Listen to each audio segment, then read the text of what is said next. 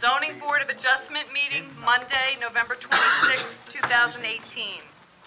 I hereby declare this meeting of the Howell Township Zoning Board to be opened. Adequate notice having been given pursuant to the New Jersey Open Public Meeting Act in the following manner. First, on January 9, 2018, a copy of said notice was mailed to the Asbury Park Press and the Tri-Town News. Second, on January 9, 2018, a copy of said notice was hand-delivered to the clerk of the Township of Howell. Third, on January 9, 2018, said notice was posted in the office of the Zoning Board and on the bulletin board in the Howell Township Municipal Building, 4567 Route 9, Howell Township, New Jersey. In accordance with the Fire Prevention Code and your safety, please be advised that this facility is designed with 2 emergency exits, which are on your right at the front and rear of the meeting room. Furthermore, smoking is not permitted in the municipal building. Please take note that this meeting is being videotaped for possible future broadcast on Howell Township TV 77. Thank you, Eileen. Can we have a roll call, please? Yes, you may. Mr. Armato. Present. Mr. Hughes. Here. Mr. Mertens. Here. Mr. O'Donnell. Here. Mr. Posh. Here. Mr. St. Clementi. Here. Mr. Orozco. Here. Mr. Moretti. Here. And Chairman Nansen. Here. You have a quorum. Thank you. Can we all stand for the Pledge of Allegiance, please? Pledge allegiance to the flag of the United States of America, and to the republic for which it stands, one nation, under God, indivisible, with liberty and justice for all. Mr. Tropley, you mind swearing in the professionals, please?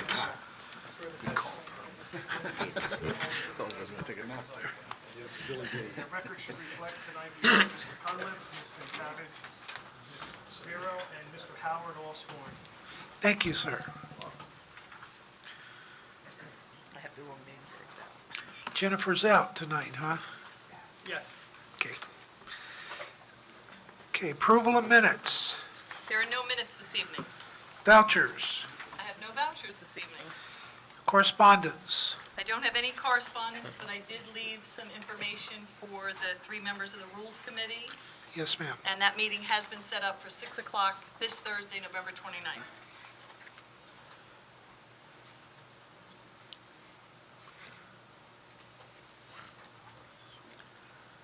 Huh? And that's all I have. Okay, any other correspondence? No other correspondence. Okay, resolutions, case number VA 18-19, Samantha Favazzo.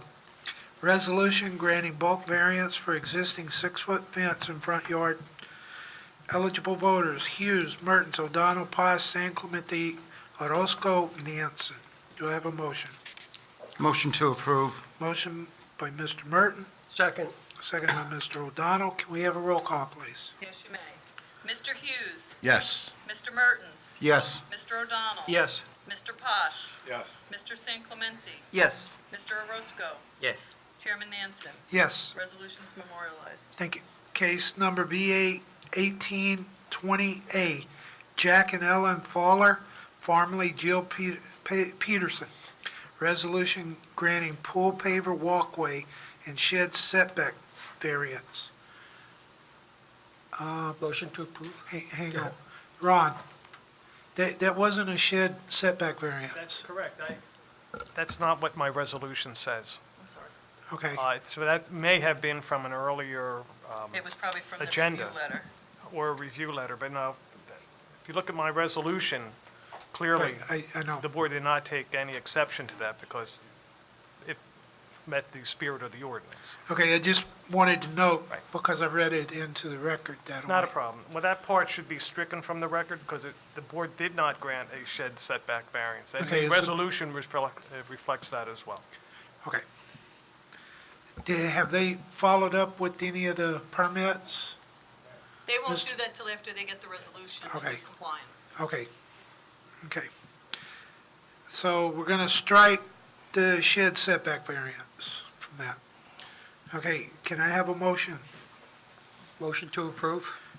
Motion by Mr. O'Donnell, Second. seconded by Mr. Hughes. Can we have a roll call, please? Mr. Hughes? Yes. Mr. Mertens? Yes. Mr. O'Donnell? Yes. Mr. Posh? Yes. Mr. San Clemente? Yes. Mr. Orozco? Yes. And Chairman Nansen. Yes. Resolution's memorialized. Thank you. Case number BA 18-21, Cartech Auctions, Inc., resolution granting a use variance, bulk variance, preliminary and final major site plan approval.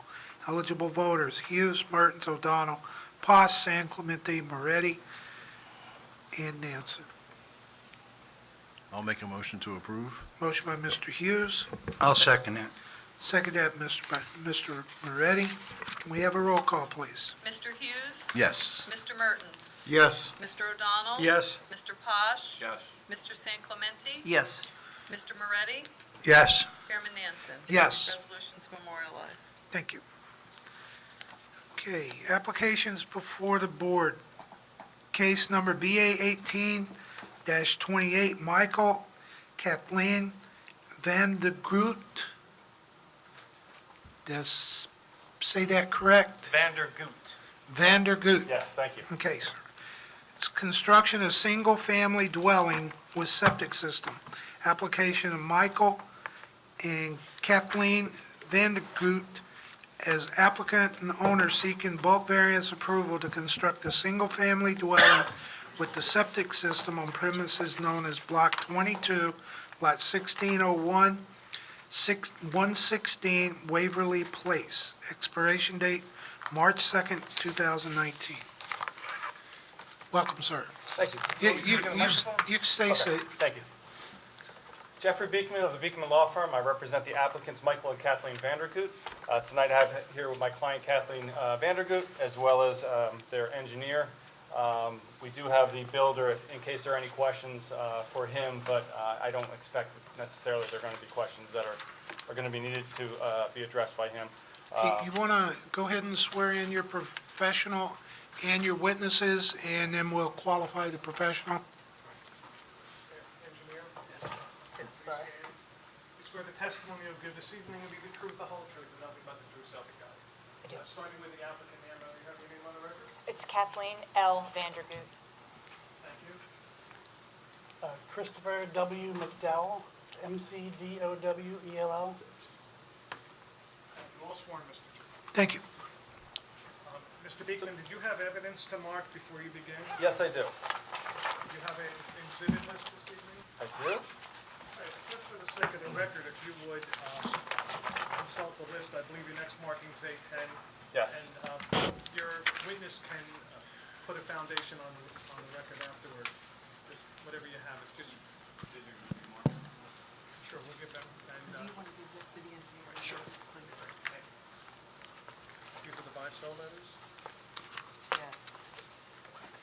So you want me to go through the list? If you would just let us know what A10 would be. A10, okay. So A10 is going to be a buy-sell letter to Mr. and Mrs. Kraus, 110 Waverly Place. A11 is a buy-sell letter to the Breckers, who live at 122 Waverly Place. I note that I'm going to have an A11 and an A12, and the reason for that is when the initial notice went out to 146 Tudor Court in Lakewood, that came back. They actually live next door to this property at the 122 Waverly Place address. So my clients, or we also sent a separate certified regular mail buy-sell letter. So that's going to be A12 that also went to the Breckers. And then A13 is going to be the response from the owner at 122 Waverly Place, which is all part of the packet I just provided. Thank you. And that's the extent of your evidence then That, tonight? that is the extent of any extra evidence that I expect at this point. I do have one more document, but I don't think I'm going to be needing it, so Okay. I'll withhold it Very for now. good. Thank you, Mr. Chair. That's all I Okay, have. thank you. Do you want to qualify your Sure. professional? So, Mr. McDowell, if you can provide an overview of your schooling and what you've done in the way of testimony in the past. I graduated from Rutgers College of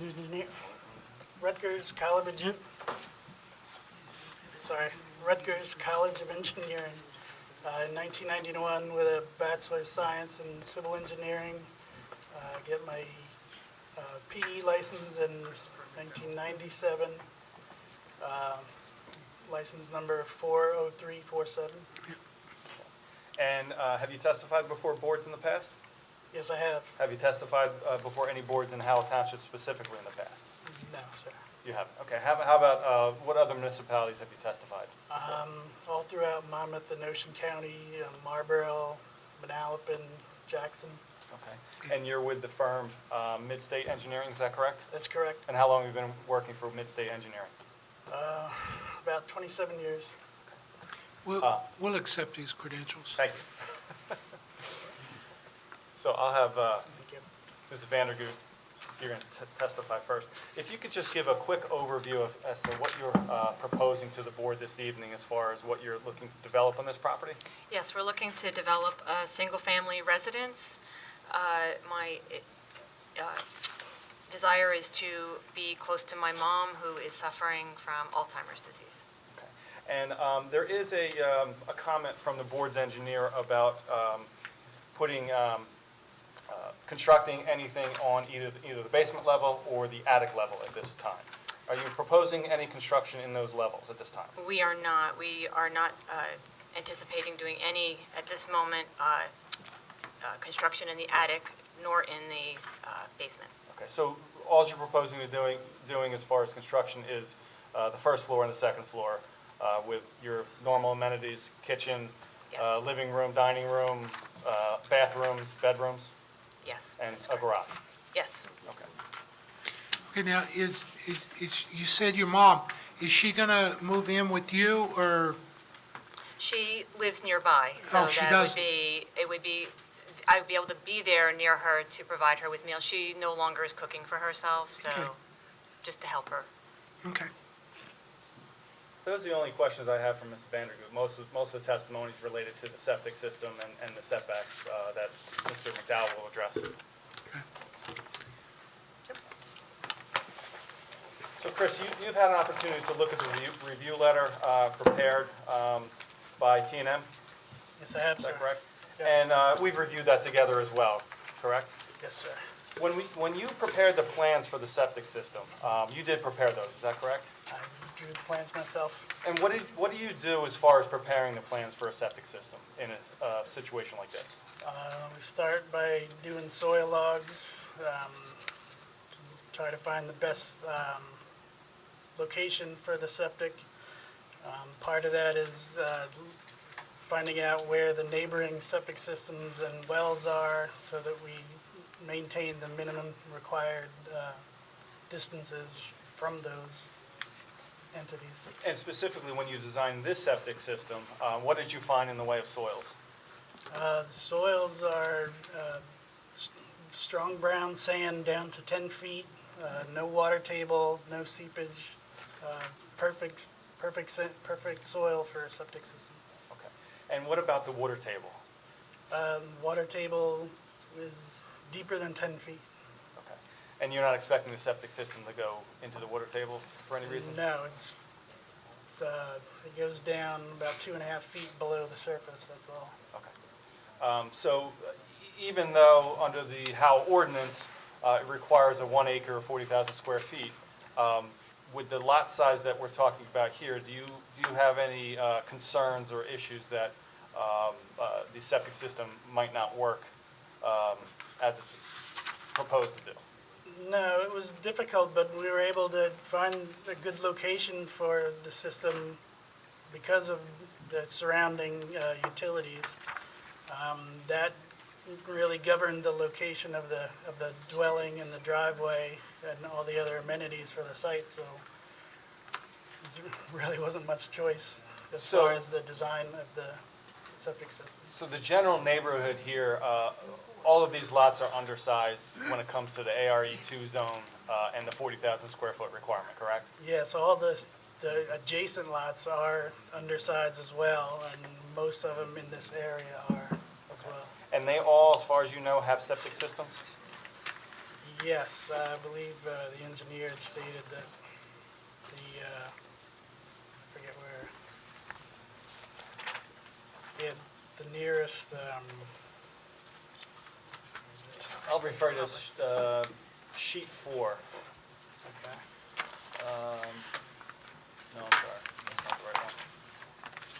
There's no public water. No, there's no public water or sewer, No correct? public water or sewer in this area. And there's a comment in here about the well for the property being double case. Is there any issue with not being able to comply with that? No, sir, it's normal, normally a well has to be 100 feet if it's a regular type of water well. But the state regulations say that you can reduce that to 50 feet if it's a case well. They actually call it a watertight well. There's no reference to a double case well in the septic regulations, but it would basically be the same thing. It'd be a watertight double case well. And you don't expect there to be any issues of not being able to comply with that requirement, correct? Correct. And you'll work with the board's engineer or the town's engineer on that? Yes. Okay. Now, with respect to the letter, there are some waivers that are requested. If you could just briefly overview why we don't think those are necessary and we can request those waivers at this time. Yes, most of them require information that doesn't necessarily pertain to the property. The only one I would address on the plan, I guess, would be that there's a recent drainage installation improvements along Waverly. I would show where those are in relation to this property. Okay. There's some catch basins in front of a couple of the lots down the street either way, and more than likely a pipe connecting them. And with respect to the application, if you can go over item number 6 on sheet 4, and that's standards for the individual subsurface sewer disposal system. Yes, the 7:9A section for the septic systems requires a 50-foot separation between septic fields and normally 100 foot between a well and a septic, except when the well is cased or watertight, it can be reduced to 50. So again, that governed the location of our septic system because of the surrounding ones. So you are proposing at least 50 feet between the well and the septic system? Yes. Okay. And you are proposing the minimum distance between this septic system and septic systems on other surrounding lots? Yeah, yes, the closest one would be to the west, on the left side of our property. That one would be the closest one at 50 feet. But it'll meet the 50-foot Yes, requirement? yes. And as far as the grading on the property, what are you proposing in the way of grading? Well, this lot and most of the lots in the area are relatively flat. The grading is, we did minimal grading. We're trying to keep the current drainage pattern.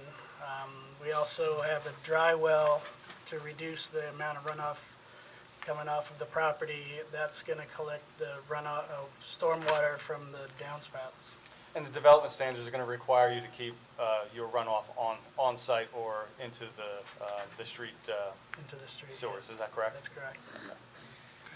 With respect to number 9 on the letter, is there any issue with increasing the dry well footprint from 10 feet by 10 feet to 10 feet by 15 feet as proposed? There would be no issue. There's enough room. We have to maintain 50 feet from the dry well to the neighbor on the right. On this map, it would be to the east, I guess. So there is enough room to comply with that comment. And during clearing, there's no problem with putting a note in the plans as far as tree protection fencing? No, there isn't. No. And the same thing, number 11, is talking about roadway repair detail. And no issue with putting a note on the plans to make sure that any curb cuts address that issue. No issue. Now, with respect to the setback, we have a front yard setback, and we have a side yard setback proposed to the existing structure. Is that correct? Right. Let's deal with the side yard setback first and how that creates the plan as to what's being proposed in the plot plan. Okay. Well, the R2 zone requires a minimum 25 feet. Wait, side setback is, what's a side setback? 30 feet. Right. 30 feet. Due to the location of the, Let me interrupt you real quick. You said the R2 zone, this would be a ARE1, if I'm not mistaken. right. Well, It was originally submitted as an R2. so technically the zone is R2. What the ordinance says is if you're putting a septic system instead of attaching to Right. a sewer system, you have to comply with the ARE2 zone. Right, So technically the zone is R2. That doesn't change. right, The ARE kicks in because of the septic requirement. right. But along with that, the setbacks for the ARE1 are applicable. Yes. So that would have to be addressed here. Yes, Okay. absolutely. Yes, Okay. we're going to address that. Okay. Yes. I'm sorry, I didn't state that very well. So maybe if I just give a little background. When this was originally submitted, my client spent a lot of time getting plans and things together. It was submitted, and then through the engineer's review, that's when it was picked up, oh, there's a septic system here. You have to comply with the ARE, and that's why we're before the board this Correct. evening. Sorry. Now, backing up to the well septic that's already been approved through Monmouth County? Yes, sir. Okay,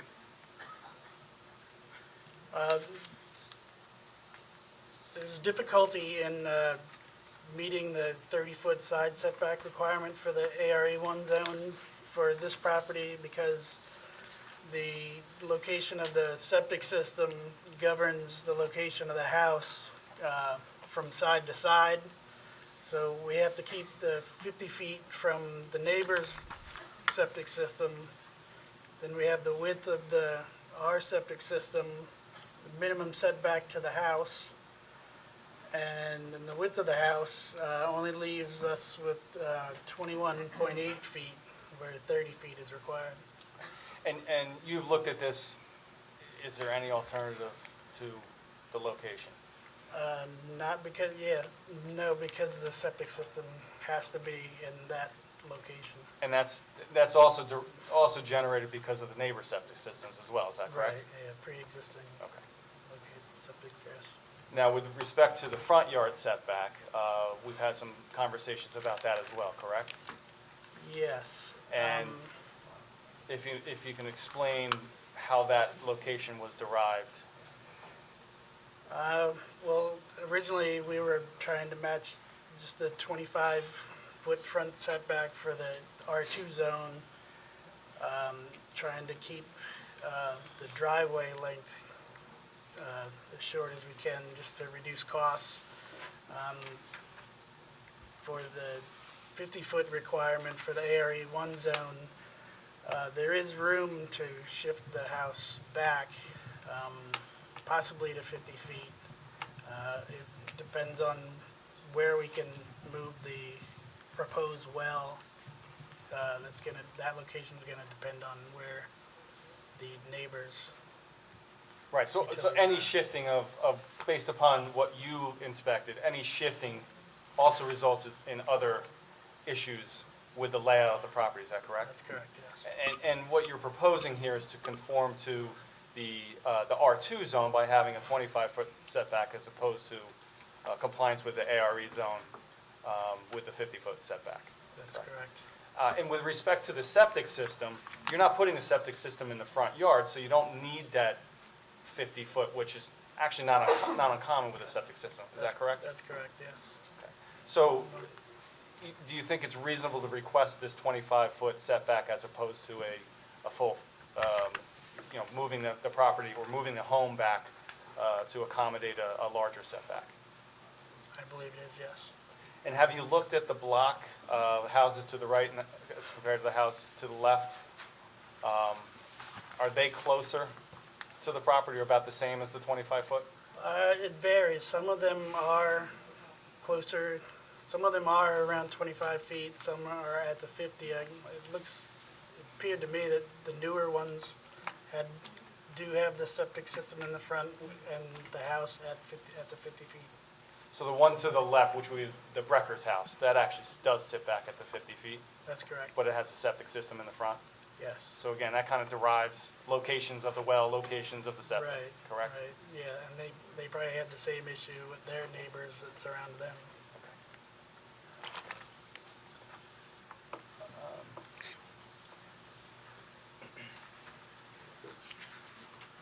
One other comment in the report was about the building height of the property.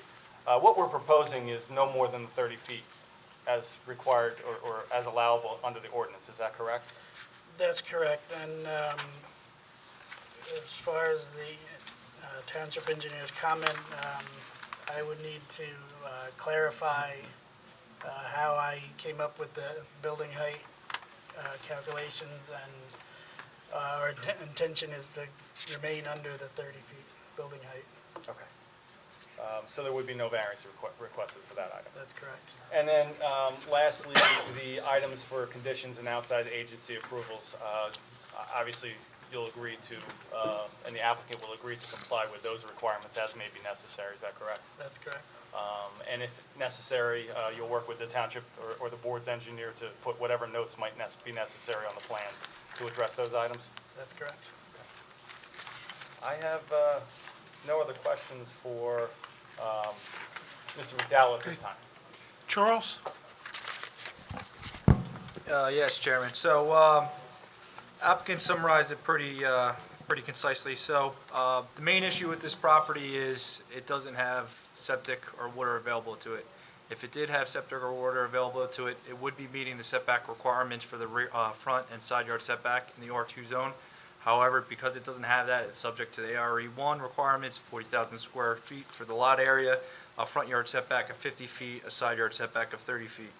As far as the building height, I think that's something that can just be clarified on the architectural plans. They're proposing, I believe it's just over 29 feet to the ridge height. The ordinance is actually to the average of the ridge and the eaves for the structure. So looks like they're going to be fine on that. That just needs to be clarified for the plans. They also provided testimony regarding the clarification on the stories. They're not going to propose any construction to the basement or to the attic space. I don't foresee any issue with that. As far as the buy-sell letters, you said you received one response? Yeah, I was going to just go over that at the end. So we did receive one response from the neighbor to the left, which is the Breckers.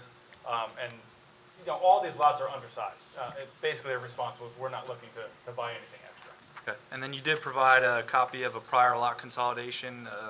Yeah, I believe the deed was already submitted previously. Yes. Okay, so you've already increased the size of the That's lot. item A8 on your And if we exhibit have to list. re-record another deed, I think it addresses it, but As far as the, issue with the double case well, we just want to get that on a record. They already have approvals from the Monmouth County Board of Health. 50 feet, as long as it's going to be cased to a depth of 50 feet is acceptable. They already agreed to the dry well increase as we requested. We don't see any issue with that. And then as far as the tree protection as well, as long as that's shown clearly on the plans, we don't have any objection to any of that. Helen?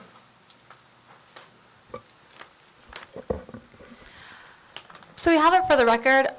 Would you mind summarizing the positive and negative criteria for the C variances you're requesting? Just the. So the C variances in this case are generally the typical hardship C1 variance. And if not for the lot size, if not for the location of other improvements in the neighborhood. Can your engineer testify to sure. that? I'm not a planner, so. From an engineering standpoint. From an From an engineering perspective, standpoint. can you just explain why this plan and the locations of what we're proposing are a better alternative than moving the home in a location that wouldn't require the variances that are requested? I would say that it's consistent in the size and the style of the homes in the area, and will comply with the rules and regulations of the township. Here, I'm going to just jump in. Is that okay? Okay. So the hardship seems to be the undersized nature of the lot. Is that correct? Correct. Yeah. The one, I just wanted to point out one, I can't not point this out. So the cost of an element of building is not a valid zoning reason for granting a variance. So when you were discussing, I thought I picked up on, when you were discussing that front yard setback, the issue of wanting to minimize costs for the driveway, the paving. Was that what you were, am I misunderstanding, or is that? No, I don't, did you? I didn't mention it, but That's not, intend that to the be the driving reason. force is the location of the septic Okay. and where it has to be located. And I think the other driving force to that was a well. Right. Right. The between the location well and of the septic, well. that kind of drives where the Okay. house has to go. We can move it back. It can be done. But that's See- really the driving reason for it. But see, that's the issue, that it can be done is the issue. If it can be done, you should endeavor to meet the ordinance as much as possible, and cost isn't a valid reason under the municipal land use law not to meet a requirement, unfortunately. I know, because that's a hard thing a lot of the times, but it's just not part of the MLUL. So if it can be done, and still meet some of in the spirit of that ordinance, and still meet the wells and the septic, or separation distances, to the extent that you can move it back, we would appreciate the intent to meet the ordinance requirement.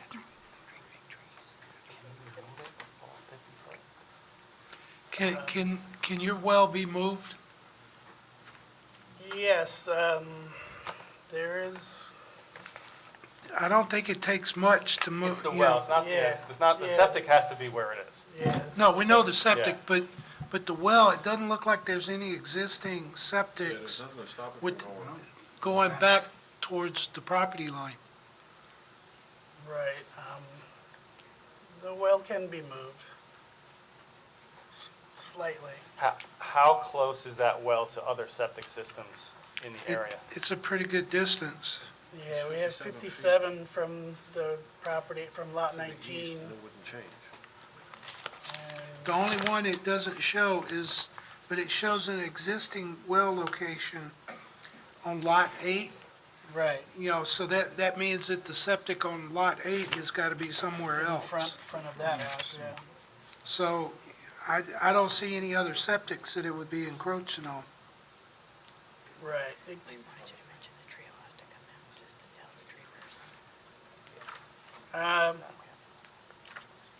Yeah, the well can be moved back along with the house. It will Now, affect the. In the- saying that, how many trees additional are going to come Say out? that. I was just gonna say, there's a couple of trees back there that it will affect. One of them is a 42-inch diameter. Okay, so that might be reason to leave it. Yep, that's at the discretion of the board. If, the greater public purpose is saving the tree versus having the longer driveway, that's totally your discretion. Yeah. Okay. There's actually 4 or 5 trees No, that no, will affect. but see, the thing of it is, they're going to have to move the house and the deck. They're talking about moving the house back. They're going to come at least another 20 feet. So they're going to be right up against that 2 feet. I think so. Sherry, you want to chime in because you're our tree expert? I have to say, I didn't see the trees on this lot. I didn't go out on this site just because it was a single-family home. I certainly can check into it, but, if it was a 42-inch good tree, it would certainly be best to save it. What species of tree? Do you know? It's a maple. It's like a sap maple, one of those, like A silver maple? Yeah, something, it's got like the silvery bark. The light color, like Yeah, flaky? it's not like, yeah, it's a maple though, I do know it's maple. Yeah, if it's a silver maple, it's not top quality, but, if it's in good condition, it certainly would be better to have it than not. Okay. Okay, I'll leave that to the planner, Helen. You know, you, positive, negative criteria, Well, in variance cases, you're always weighing the extent of the impairment, and you're kind of trying to balance the different goals of zoning. So, you know, I think that it's also a goal of zoning to preserve, you know, preserve your environmental features. I get that too. So, but I really can't make the decision. It's up to the board. You're weighing that purpose of zoning versus having the adequate setback. But if it's also kind of in keeping with character of the surrounding dwellings, that's also, it's hard too, because on the one side, you seem to have a building that is also closer to the road, and then on the other side, you have one that seems to meet the setback requirement. So you're really kind of trying to balance the two, and okay. Does planning testimony kind of satisfy yours? yeah. Okay. Questions from the board? How do you feel shifting the house back or What is the setback from the front? What's it supposed to be? 50 feet? 50 feet. What is 22? 28, isn't it? 28? So in the R2 zone, which is the zone it's in, it requires 25. Because there's a septic system, it requires 50, And what do you have? 25. That's what I'm saying. 25 to Move it the stoop, To the and side. 28 to the house. Is there an amount you could move back without endangering the life of that 42-inch? Whatever. Possibly, Chris, So it looks like, besides the 42-inch, it looks like there are also a couple other trees here. yeah, there's an 18-inch, and to the west, closer to the left side of the lot, there's 18, 12, and 15 that this would also affect. Yeah, there's quite a few trees. Walnut trees. I mean, there already are some trees that are being proposed to be taken out, correct? That's right, yeah, some cedars, maple, one big cedar in the front for the septic system. But to answer the question, we could probably shift it back 10, maybe 12 feet without affecting the 42-inch. I mean, that's a mile when you're missing by 25. Yeah. Yeah. Something to think about. I mean, I'm not making a decision here on this one number, but That's not unreasonable. I just talked to my client. Yeah, we would agree. We would be amenable to move it to 35 foot instead of 25 foot. Okay. Well, even for your client, getting them off of the roadway, that helps a little bit. Okay. Does that sound okay with the board? Well, that, we'll be able to keep the big tree then? Yeah. Okay, that's fine with me. That's the front setback, 35. like you said, better than. It's a good balance. Yeah. Okay, professionals, any further? Any questions from the board? I have one question, Yes. Mr. Chairman. On the well, that it's going to be only 50 feet from the septic, did you say that was going to be a double-cased well? Yes, sir. It is going to be a double-cased well, and It's that's the currently not requirement. labeled that, but I'm going to alter the plan to make sure that it says double case well to a depth of 50 feet. Okay, thank you. Okay. Seeing none. Any further questions, comments from the professionals?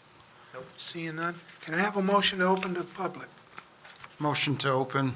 Motion by Mr. Mertens, Second. second by Mr. Amata. All in favor? Aye. No, all opposed? Okay, is there anyone in the audience wish to come forward and ask questions or make a comment? Please step forward.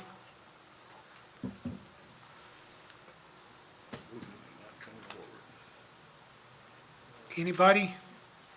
Okay, seeing none, can I have a motion to close? Motion by Mr. Amata, Second.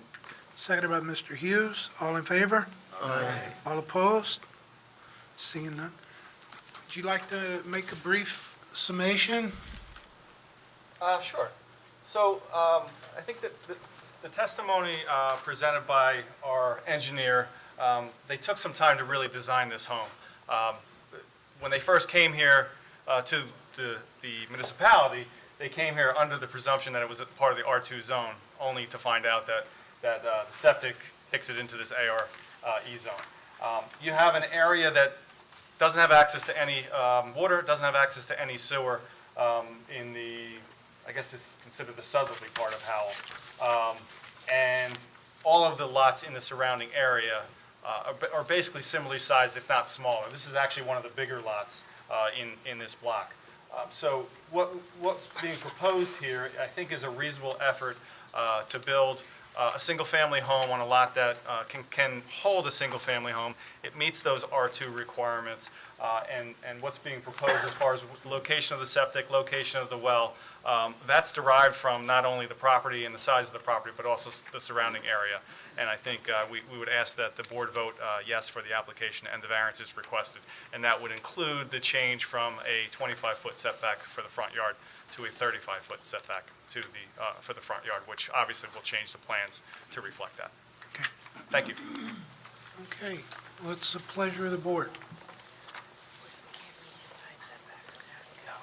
Members of the board, this application is really based on a couple of environmental issues. First, with the septic having 50-foot minimum clearance to other septics, and also the fact that there is a large tree, 42-inch tree, so we like to keep that also. And the applicant wanting to propose to move the house, shift it over, shift the well, will allow greater front setback. So I'm going to make a motion to approve this application. Their side setback is not compliant, but we'll keep that. The front setback will now be 35 feet instead of the 25. And then the house is going to remain under 30 feet to comply to the height ordinance. Have a motion by Mr. San Clemente, I'll second that. seconded by Mr. Hughes. Can we have a roll call, please? Mr. Armato? Yes, and I'm happy to see that there was an agreement about the changing of the setback and saving those trees. Thank you. Mr. Hughes? Yes. Mr. Mertens? Yes. Mr. O'Donnell? Yes. Mr. Posh? Yes. Mr. San Clemente? Yes. Chairman Nansen? Yes, Motion carries. thank you. Good luck. Thank you very much. Thank you very much. Thank you. Okay.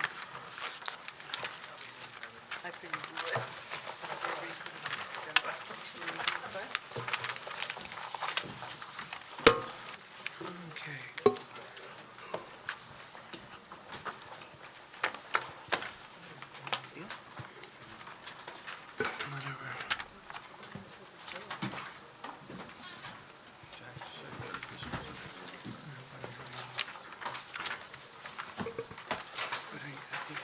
I think he's going back to Pennsylvania.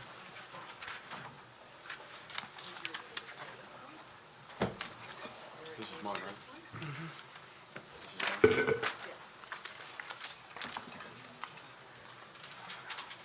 Okay, while you're doing that, I'm going to go ahead and read this in. Okay, next case before the board, case number BA 1708, Route 9 Hardscape Supply. It's a use variance. Application of Route 9 Hardscape Supply Yard LLC as applicant and BMJB LLC as owner seeking a use variance for the expansion of prior non-conforming use to permit continued use of Lot 118 to be used for storage of landscape materials sold by the applicant on premises known as Block 144, Lot 116, 117, and 11, 1099 U.S. Highway 9.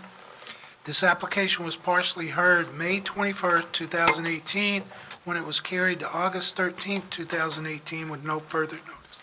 At some discussion on October 13th, 2018, this application was carried to August 27th, 2018, for a status update, and then on August 27th, 2018, was carried to November 26th, 2018, with the requirement that the applicant provide new notice for members of the public.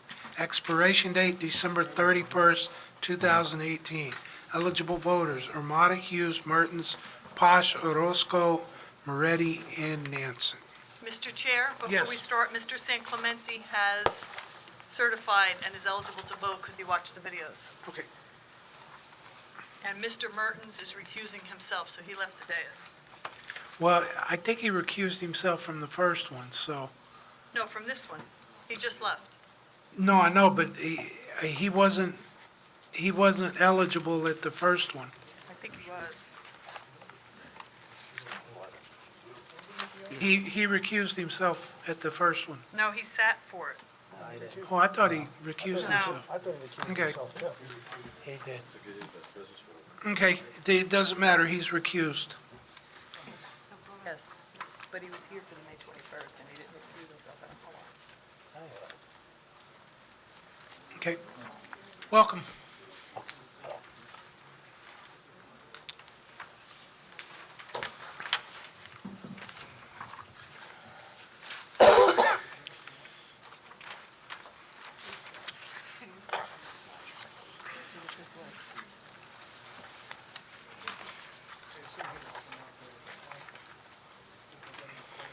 Yes.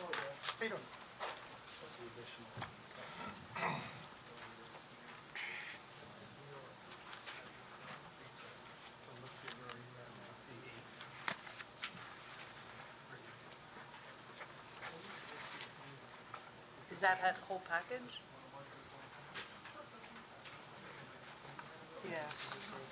So everything we have as 8 is something in this package. If you have anything else in mind, we'll put those on the record first.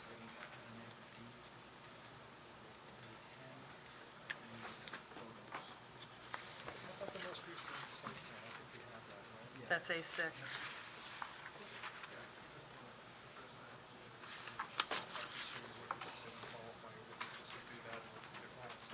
Fair enough. Okay, these are the various ones. Thanks. This should be a whole letter that she doesn't have here. Good evening. Yes, sir. We took care of some business, and now we're ready to go. Good evening, I'm William Wenzel. I represent the applicant, Route 9 Hardscape and BMJB LLC. I have tonight with us Michael Baldessar, who's the managing member of both Route 9 Hardscape and BMJB. We also have William Kurtz, who's our engineer. We have Tom,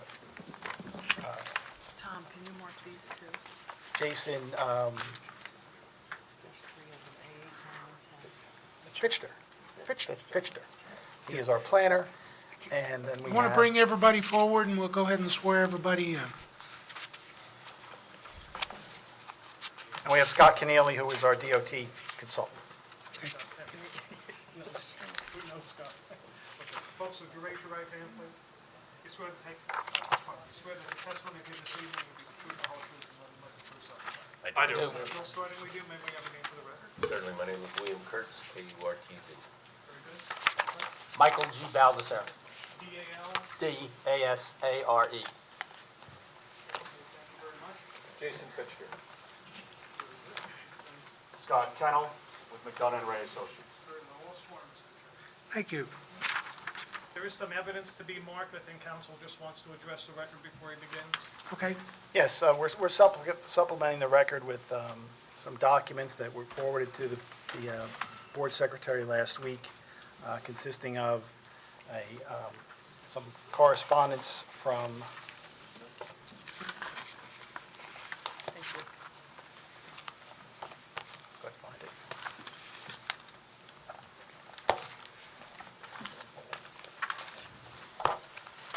We got correspondence from Howell Township, a letter dated March 14, 2008. We have another letter from Howell Township dated March 28, 2008. We have a letter from the Township of Howell Tax Assessor dated February 28, 2008. We have a certificate of continued occupancy dated May 21, 1990 from Township of Howell. We have a permit for the completion and approval of storage bins dated February 13, 1991. There's a letter from a zoning and planning consultant, Dennis Hudacsco, Hudacsco, dated February 21, 2008. There's a certificate of occupancy dated June 6, 2008. There's a letter from the Township of Howell, Chris Jackson, regarding tree removal permit dated December 31, 2008. There is a report of incident/complaint from the New Jersey DEP dated March 6, 2009. And then there's a deed dated October 1st, 2008, and that's the deed that conveyed the property to my clients.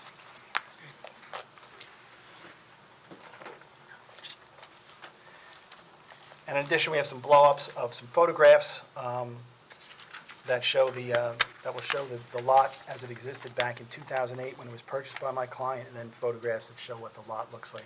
These are already marked, correct? Yes. Right.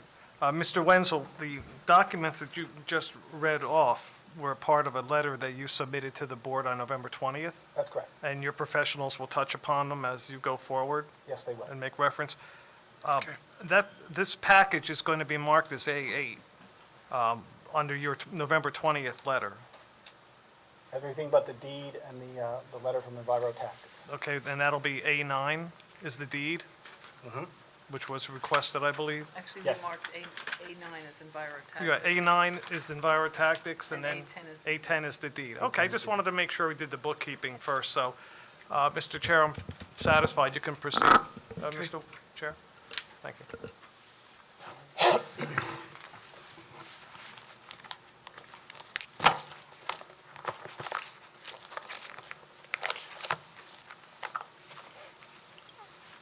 Also, do you have the letter from Monmouth County Board of Health, November 21st? Yes. Letter, okay. Yes. You prepared to address that also? About the septic, yes. I believe we have everything. Monmouth County Okay. Board of Health, the fire department. Okay. Let's move forward. All right, we're gonna start with Mr. Kurtz. Mr. Kurtz, could you please describe for the board your educational and professional background? Yes. Again, my name is William Kurtz. I'm a professional engineer and land surveyor licensed in the states of New Jersey, Delaware. I'm principal of the firm Kurtz Engineering based in Howell Township. I've been handling... Can you use that mic? I'm sorry. Apologize. There you go. I've been in the field of land development for approximately 35 years. I think I've been before this board quite a few times, haven't been here lately, but I've been before your planning board as well as other boards throughout Monmouth, Middlesex, and Ocean County for the purposes of approvals for site plans and the like. We accept your credentials. Thank you. Thank you. Mr. Kurtz, you were retained on behalf of the applicant to perform a survey and create a site plan, correct? That's correct. Now, you have some history with this applicant. Could you describe for the board when you were first retained by the applicant? Back in 2007, I believe I was asked to perform a boundary survey for the purchase of the property. And you did that survey, correct? Correct. And I believe we have that survey blown up, but I don't think we marked that as an exhibit.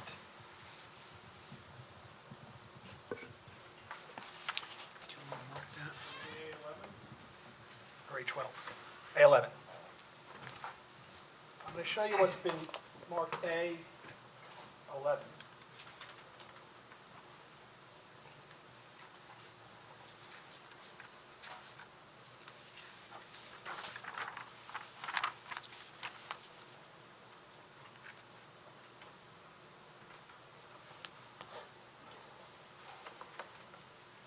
Mr. Kurtz, if you could just step up here, I think that would... Sure.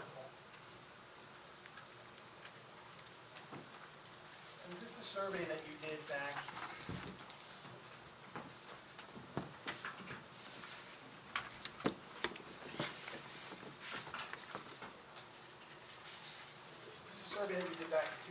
2007. That's correct. And just describe generally for the board what this survey depicts. Okay, for the record, it's lots 16, lot 116, lot 117, and lot 118 in block 144. And it has frontage, approximately 300 feet of frontage, maybe a little more, a little less, along the northbound of Route 9 in your township. It borders Bannon Meadow Brook to the, I guess, it would be to the east, and basically it is of a site that has been functioning as a landscape supply yard at the time of the survey back in 2007. And the survey... You need to speak into the mic. We can't pick you up. You can't pick No. up me? No. The attorney. The survey on lot 118, it depicts the remnants of a one-story frame building. That's correct. And then on lot 116, it depicts a series of, you've classified those as landscaping. That's correct as well, yes. And it also shows a one-story building on lot 117, Correct? and it depicts a parking area which abuts Route 9, correct? Yes. Okay, now this survey, when you did it, you didn't do it for the purposes of showing where the landscape product was located at the time that the survey was done back in 2007, correct? Correct, it's simply for closing purpose. Okay. Then we have your most recent site plan. And could you just describe for the board what that site plan shows? Yes, again, it was developed as a result of, I guess, an application made by the client. He has been asked to come to the zoning board here for an expansion of a pre-existing use. So we developed this plan to address many of the items that are in your checklist. Obviously, there are those checklist items where we were seeking waivers of, simply because it's really not a plan showing engineering designs per se. It's simply depict what is going on there and also depict whatever constraints might go along with the property in terms of topography and the brook in the back and the entrances and exits off of Route 9.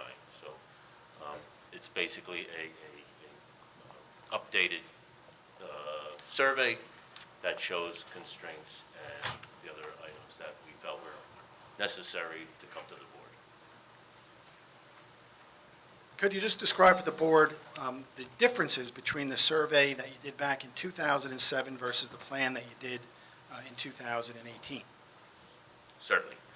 For the most part, the site is similar in terms of the physical features.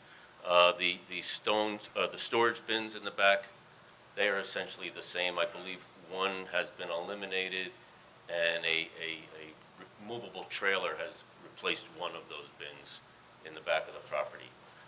The one on Lot 8, I believe this is Lot 118, that existing house that was referenced just previously has since been removed. This plan depicts locations of stockpiled material that the client uses for his business, for his customers as well. There have been some paver displays installed by the client since that 207 survey, and a small pole barn has been put toward the back of the building for, I think, storage of just, again, his material. Again, it's an updated version of the survey as it was back in 2000. Now, Mr. Kurtz, was permits pulled for that building, the pole barn? Sir, I can't answer that. Perhaps the client can answer that when he comes to testify. Okay.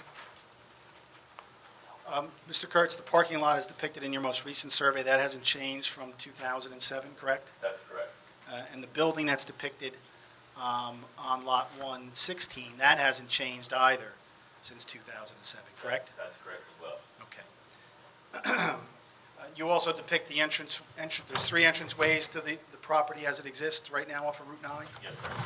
You've also shown the location of the gates, and you put a photo of the metal gate. Are these up in the top corner? Those are pictures, that's a picture of the metal gates that abut Route 9. Yeah. There are 3 gates at each entrance, I guess simply for security purposes when the site is closed. Those gates are closed. But as you can see in the picture, it's a pretty transparent gate. It's approximately 42 inches high, and I guess they just lock it at the end of the. You've also depicted on your plan certain landscaping buffer that abuts Route 9, correct? Yeah, there is a small bit of landscaping that's been proposed to try to address some of the concerns, alleviate some of those concerns. The client has directed me to install some landscaping to buffer the storage of his materials along the frontage of his property line. There's been some trees that are going to be added as well, in addition to those four-season evergreens. We've tried to address a concern. We met out at the site with your tree expert. There was a couple of trees that had to be removed for safety's sake. Those are being shown to be removed. And that's essentially this plan. And further, these 3 lots are proposed to be consolidated into one, should this project be reviewed favorably. You reviewed the engineer's correspondence to us concerning the placement of an apron at the, concrete apron at the entranceways.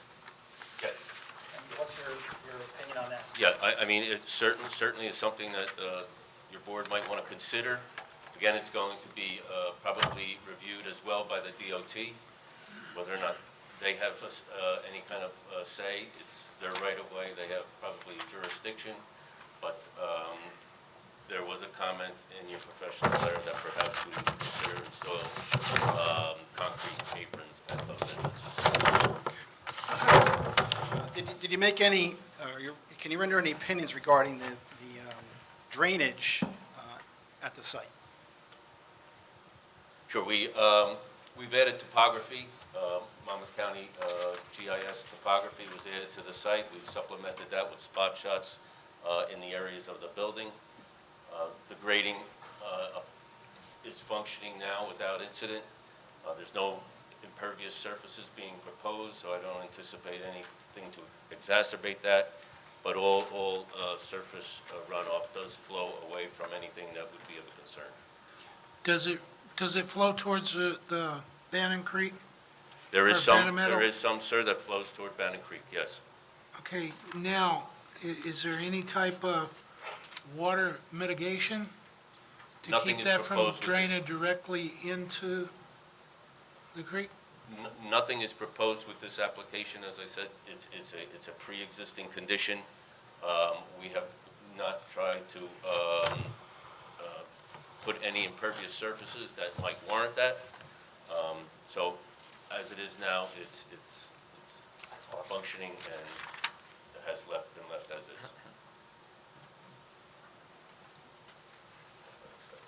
There was also, When you say some water is going out the back, like how much? Half? The drainage divide is probably maybe 100 feet back from the right-of-way of the DOT. A little more than half is going out the back and Right. 40% is going out the front? Right. According It's just the lay of the land. It's just the grade of the land. According to the elevations I'm looking at, it all drains to the back. Well, some of it goes to the front, sir. And I mean, it's not a lot. It's No. an impervious surface, or 'Cause a pervious surface, so. You're 82, I got a 192 to a 94. you're 82.49 at the driveway. You're 82.89 at the other area. and it all drains to the back. I see very little. See this right here? There's You got 83 in the an middle. 8372 there that's coming to the front. Yeah, but you got 81 here, it's all draining this way. Well, This the is 80 82 The here. 83 would be Yeah. like, called a high point because I can't see anything different. I know. That's coming this way at least. Yeah, but that's right there, that's it. But see, here's the 81, 82, 81, going right back out. But it, Here, 82 here. Correct me if I'm wrong, the grading hasn't been changed since the property was purchased, correct? Yeah, but I'm just worried about water quality going into that meadow. with regard to water quality, it's something that's been functioning probably since '91, maybe before. It's been in this fashion since then, so it's not like, Mr. Baldessari is changing the surfaces to promote any kind of a concern, I think. with If that I matter. brought, But if I brought a load of stone in there and dumped it in that bin and blew a hydraulic line, is there anything to keep it from being in the brook in 5 minutes? I would hope the employees would. That's, I'm just saying, stuff happens. Right. Is The there anything that loaders. stops it from getting in the brook within a couple of minutes? Well, no truck gets that close to those, You got- to the Do they wall. dump into those bins? They dump into the bins, but that is protected by a concrete pad on the bottom. And if it did happen, we'd be able to speedy dry it up as soon as possible, whatever. So far in 10 years, we haven't had any broken hoses. Not to say it can happen, you're right. But it is on a concrete pad, it's not on, the bins themselves are on concrete pads. Okay. I know the board was concerned about the location of the septic tank. You know where that is? It's not depicted on your drawing. It's not far, it's not depicted on the drawing, but I've been advised that it's just off, I believe, to the south of the South of, building. yeah, south of the office. Building. It's been functioning, there's no expansion of that building proposed with this application. It's between the building and the garden bed, right there.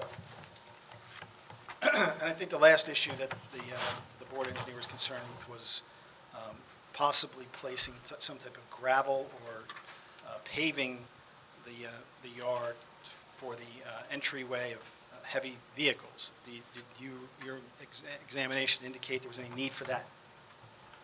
There was, I believe, I think your Fire Bureau indicated they had maybe some concerns as to whether or not emergency vehicles would get stuck on this site if they had to enter it. This site receives a lot of traffic from small dumps and maybe small front-end loaders. So it's been functioning without any real incident. I would not recommend, again, it's just my professional opinion, I would not recommend paving this site for this type of use.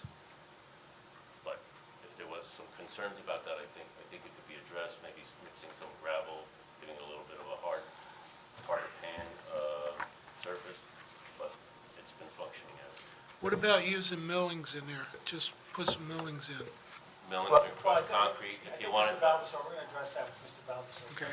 Certainly address that question now, if the board would like. Yeah, we don't use millings per se. We use either crushed concrete or QP, or even spillage from the trucks that we load when natural stone will fall off the side. It does embed itself into the surface of the back there, so it's a pretty stable surface. We have trucks that will go 80,000 pounds on there and have no issues whatsoever. Charles? Yeah, I mean, our comment was pretty much generated from the Fire Bureau review letter, which was last September. They didn't have any major concerns as far as access, at least in their letter. They did have a concern about vehicles, once they got onto the site, sinking into there. Typical for this type of landscaping use, with your stockpiles, I imagine as the applicant provided testimony, you're going to have some spillover with, the 3/4 inch stone and materials like that. That's certainly going to add to some stabilization. We just had a recent application where we required an applicant to put millings, in a parking area. That's something that the board could look at. I would take no issues with DGA to stabilize it too.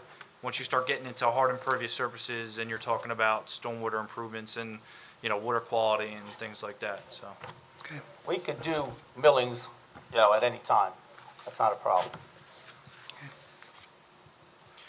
I agree with Charles had said, that as far as water runoff and water quality, whenever you get it, start using millings, you tighten it up to where it does run off.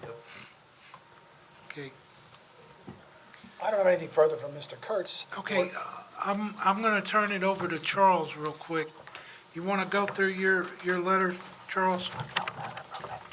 Yes, so applicant for the board for a use variance, he's expanding an existing non-conforming use. He needs a variance for the lot area, 80,000 square feet is required where the applicant has 69,320 square feet. That's an existing condition. Oh, hang on, Charles. The papers are on a microphone there. Oh, There you go. there we go. Thank you. As far as accessory side setbacks, applicant requires a variance for the storage bins. 11 feet is proposed or exists where 25 feet is required.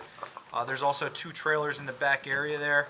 One is 2 feet off the property line, the other is 15 feet where 25 feet is required. The applicant did provide some correspondence in that November 20th submittal package. With regards to a 1991 approval for the storage bins along the rear of the property. I will note, at least from our review of that, it doesn't make any mention to the trailers being approved to be within the rear of the yard there. So that 1991 approval is limited to the storage bin. So should the board decide that they have an issue with the trailers being back there, I think they're well within the right to require those to be moved, especially if they're not permanent. If they're, on wheels, I think that's something the board can require. I've got a real quick question for you. I see on the drawing, this one, it shows that there is a 100-foot stream corridor. Okay, is that a setback by ordinance? It's a buffer, so I think the intent of the ordinance is that you're not allowed to put any permanent structures within the 100-foot buffer. What I will say is, as far as the storage bins, there's approval from the township in 1991, which predates as far as I know, the first mention of the ordinance for the stream corridor buffer is 2004. It was Correct. amended or revised in 2008, so that predates it by 13 years. Now, having said that, there is a stockpile that's clearly over the rear property line and onto adjacent lot 114, which I think the board obviously can require. The board can't grant a variance for something to be on someone else's property, so they can require them to relocate that. Then there's also the issue on this most recent revised plan, they've delineated some wetlands on there, and there's no transition areas shown on the plans. Typically, the minimum transition area would be 50 feet, up to 150 feet, depending on if the DEP were to determine that the meadow or the brook was of extreme, environmental concern and resource. But like I said, 50 feet is usually the minimum typical. They will require, they will sometimes allow lot averaging or, a variable buffer as long as you're providing more in other locations. But as far as my knowledge, I don't think the board's received any letter of interpretation from DEP in regards to, having stuff in the rear of the property within a possible 50-foot transition area. They did provide in their November 20th correspondence some inspection reports from DEP in 2009 in response to some complaints about clearing within the wetlands. Now, that report does say they took 2 soil borings, one at the north side of the property, one at the south side of the property. They didn't observe any hydric soils or disturbance within the historic limits of the wetlands. But it doesn't specifically say block and lots, it just says 1099, Route 9, hardscape. So whether that was done in response just to any clearing on lot 118 or the site as a whole, that remains, for the applicant to provide some proof, to that extent. As far as any storage of the other stockpiles on site, the ones that aren't in bins, they have two, at least the northwest corner of the site, that are within the front yard. And then you have that one elongated along the south side of the property that's also within the front yard. The board's either got to grant a waiver to have those stockpiles in there, or they have to relocate them. Now, as far as whether or not those are subject to the setback requirements, as long as those aren't in any permanent type of structure or bins or pads, I don't know that it's necessarily subject to the side yard setbacks. I don't think there's any restriction with it being within the side yard. But once they, if the board were to require some type of hard barrier or bin to contain those, then, then we're talking about, it's part of the principal use, it's a permanent structure, it's, either an accessory or a principal setback requirement. They provided testimony regarding the drainage. From what I'm looking at, most of the site, majority of it, drains back to the Bannon Brook. The one portion where it looks like it may drain to Route 9 is the paved parking area.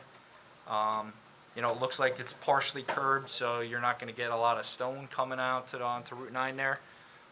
We did have a comment, the applicant did correctly state that, regarding asphalt driveway aprons for the 3 driveway entrances.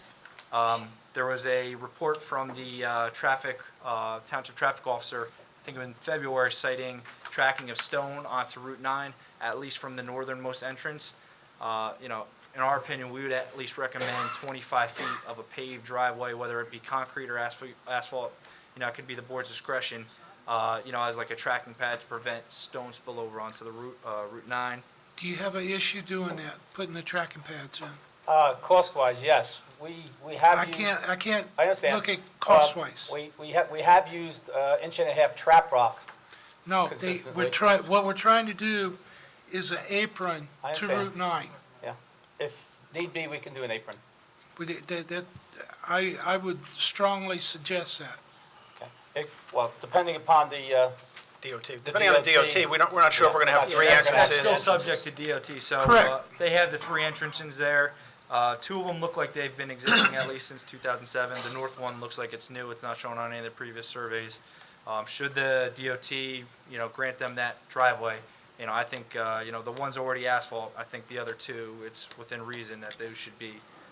At least 25 feet, yeah. Exactly. Equipment storage, we had a question on. So obviously, you got some front-end loaders that are used to operate the site. Do you have any other type of heavy equipment? Where are they stored?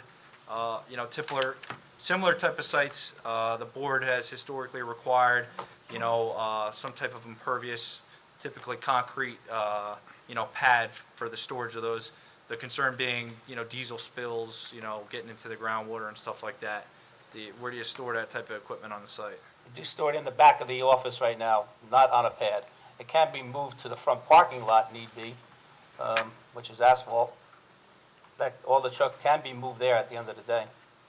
So the concern I would have for the board is once you start parking equipment that's principal to the operation of the use in the front parking area, are you going to impact accessibility for emergency vehicles and then also the parking? So I think, this is the board's determination. Historically, they've required pads, for the storage of equipment, heavy equipment. What about millings? I think that would be something that the board, No, your professional opinion. Do you think millings would suffice for that? if it's maintained, it could perhaps, be acceptable. But like I said, the concern would be, The oil runoff. exactly. What about crushed concrete instead? Packed tighter? Yeah. I Tend to be think the impervious. millings are more impervious. They are, they would be. Have you ever had any problem with the vehicles sinking in? I'm not worried No, about it's sinking, dripping. I'm worried Yeah, about dripping. oil and Yeah. diesel Mhm. Yeah. spillage. Yeah. And the Because board I typically, don't care how new a loader it is, it's gonna leak hydraulic oil. yeah, and the board typically prefers concrete over asphalt because Yes. the diesel tends to eat up the asphalt over the years.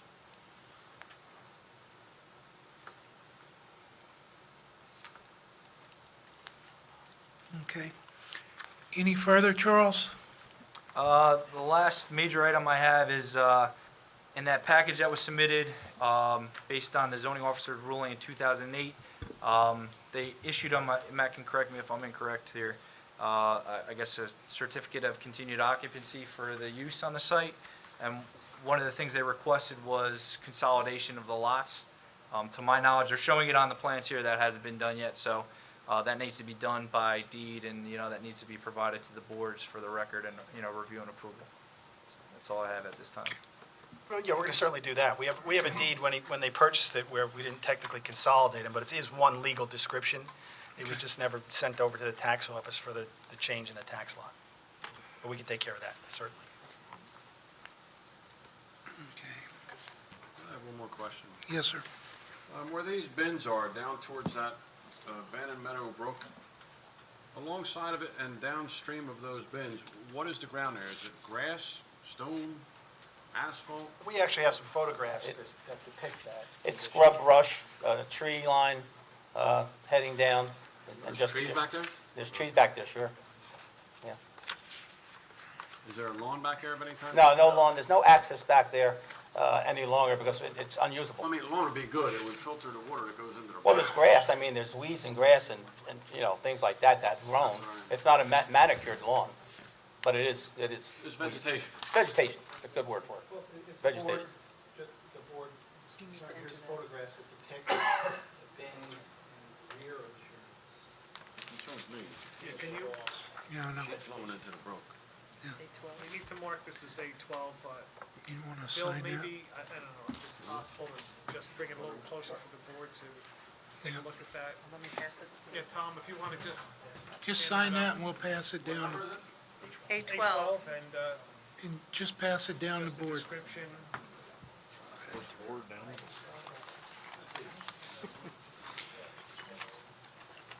Okay, Charles, you good now? Yes, one last item, just a question about this display area. So on the previous plan submittals, I think dated, off the top of my head, July 25th, you had various displays for the brick pallets and stuff like that. The most current plans look like the larger ones that were, I want to say 10 by 15 have been removed from the site, but you still have, a numerous amount. They look like 3 by 5, I want to say, in the front yard area. The board would have to grant a waiver, for those, the display of goods. Don't even worry about it. They're gone. They're going to be gone. So all brick all pallets in pallets, front. everything, Yeah, all right stone now that's on display? Yeah, that's on display. It's going to be scrapped if not sold by the end of the fall, by the winter. So that'll all be gone. There's nothing under the tree line any longer. No pallets under the tree. So there's nothing up front. There's 2 pallets up front by the gate right now just to hold the gate open, but that can be taken out very quickly. Everything else is back behind the setback line. Okay. And then, I guess one last question then too is, as far as, you put testimony on the record regarding the gates for the 3 entrances. They're double swing, 42-inch high, mostly transparent. Is there any walls or structures also along the front there that would require relief from the board? Some pictures kind of show makeshift walls with the displays, and then also possibly, modular block walls acting in, a type of The fence. one modular block wall that was along the front of the parking lot was removed because of DOT encroachment. That's now removed. The other walls that are there on the display are beyond the setbacks, I believe. Yeah, they should be, 25 feet or whatever. Yeah, but And they're still not you're, permanent. still you're storing stuff in the front yard and you're not permitted to. No, that was depicted there, but that's gone now. There's nothing Okay, stored. so it's your testimony that any display of goods, But, okay, bricks, what do you mean modular display? blocks is all gonna be out of the front yard? Okay, let's get the semantics right. You mean the display of material in pallets? I'm thinking of the display itself that's there at the paver display. There's nothing in front of the paver display any longer. There were pallets, yes, they're gone. They're all moved back now behind the setback. But still, to have the display out there, it still Yeah, so require the waiver. area that you have labeled display, that's to remain or is that to move? If you're talking about the display, paver display, that's a patio. I know, but is that going to stay? Yes, that Okay, was- then you need a waiver for that.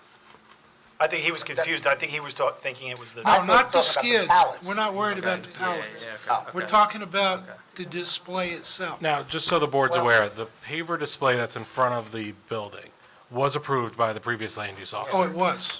Most, by looking at it, most likely incorrectly approved, but it was. Our Okay. conversations when we started was getting some more detail as to how that area is going to evolve, because you had ideas of structures, maybe pergolas, maybe grills, maybe different We had a types of pergola switching in going. and out. Correct, we had a So with that comes, if you're putting a structure in where it was just a patio, it's a little different from my standpoint as to giving you a permit to do that. So could you give some more detail as to that paver display? Patio consists of a grill area, a wood burning stove area. Pergola was recommended by the manufacturer, has since been declined for lack of movement on our behalf, so that's gone. It will not be installed. The rest of it's all flat area of different type of pavers and styles and colors, and several walls that are no higher than 18 inches. Everything is removable. Everything gets replaced. It's owned by the manufacturing company. They come, they install it. It's their material, and they have discretion on whether or not to move it if they want it, out. Now, or to considering replace. that most of that was under the previous approval, is there anything you want to add to discuss with the board now for the future? In the future, there might be a case where that patio may be increased. However, our recent thoughts along those lines, because I do own another yard in Route 34 in Howell Township, our recent theory on that is to decrease the size of our paver displays and do more rack-type work, which are not permanent, are movable, and can be taken out at any time. So that's what we're heading towards. I don't envision us making an additional patio. We may replace what's there in a couple of years because things wear out, styles change, and colors change, so that may be replaced. But as far as expanding, I don't see the need to expand this site. Okay, well then let's cover that as a waiver that as long as it's staying. I agree, that way it's covered either way. That way it covers, And if and they we need could- to change a chimney or do something, And if we could stay they within don't the have to come footprint, to the board maybe the for a existing permit. footprint as it's shown on the plan, that gives me enough to work Okay. with, and I think That's fine. we're covered. Is that That's okay? fine. That's fine. Okay. Mr. Chairman, I'd like to chime in here. Yes, sir. I could attest to what the applicant just testified to, because I did a site review in the summer this year, when this case was supposed to be heard, and it never was till now. What I found in the site review, like he said, those were just pavers. They're not permanent. Right. Also, I noticed that were 3 large oak trees that were dead that should come down. Okay. And I also feel that what he's requesting, well, let me back up for a minute. In 2007 or 8, there was another yard there, and I went out and did the site review back then, when he took it over. Since he's taken it over, he's done a really good job and been a good applicant for the last 10 years. And now, he's faced with all these changes, which, I understand, unfortunate for him. But, he has been good to Howell Township and good to the citizens of Howell Township, I feel. And, because I've, been to his place a number of times. I don't know him personally, I only met him that first time. And I'd like to state also that, I'll just run it through now, that I agree with Sherry that under CME 2A, they should drop the skip laurel and go with the Chinese Jupiter. And also on 2B, he should drop the honey locust because of the shallow roots, and it should go with the London plane. The surface milling should be okay where he wants to put his equipment, in my opinion. And, he'll have to work the apron out with the DOT. And, I thought it was a well-run place, and that's what I saw, and that's what I'm reporting. Okay. Okay, so we finished up with Charles. Let's go to Sherry. Earlier today, I did speak with the engineer who said he had no issue with the comments like Mr. O'Donnell just stated. So he was fine with changing the species. They did say that they're going to take out the dead trees that are along the perimeter. My only concern was just, some of the stockpiles was very close to the the tree line, and, you know, if additional trees will be impacted over the years. So that was a concern I had. I do have in my letter about the dead trees, you know, they're shown to be removed. I don't know if we wanted to require them be replaced. It does seem like they're dead most likely because of the storage of, you know, heavy material and compaction. So I guess that would be up to the board if you want to ask for a replacement, or if not, I mean, there obviously is a quite hefty fee to remove the trees alone because of their location of where they are on this site. It's going to be difficult to get to. What would be your opinion as far as the stockpiles? I mean, certainly the further out they are from the wood line, the better. I mean, we prefer everything at least to the drip line, or as close to that as you can get to. Do you have a problem? Some of these I Moving think your- would be possible. Drip line is there where the foliage falls out in front. Foliage. Yeah, yes. if you draw a straight So- line down. So if I get a nice pyramidal tree, I'm in good shape then. No, these are the existing trees. Well, the existing trees, we don't get too close to those in the back, as you saw. But that can be moved forward. All this material here is mulch and topsoil, can be moved forward. Piles can be brought this way, that's no problem. Sometimes the loader has a tendency, you know, to move it, hit it back a little bit. That all can come forward again, no problem. Okay, I think that'd be an improvement. Okay. If that's moved forward. And by the way, these piles do come and go in sizes, of course, Yeah. you know, depending upon the season. Right now, if you ride by, you see small piles because we don't stock up during the winter, of course. You will see bigger piles in the spring when business picks up. I wish it was that way all year, but it's not. Just whenever you start building, just take in mind, you know, the existing conditions there. If you can move a pile, move it, Right. you know, Okay. and keep it within your setback. Yeah, we can do that. Okay.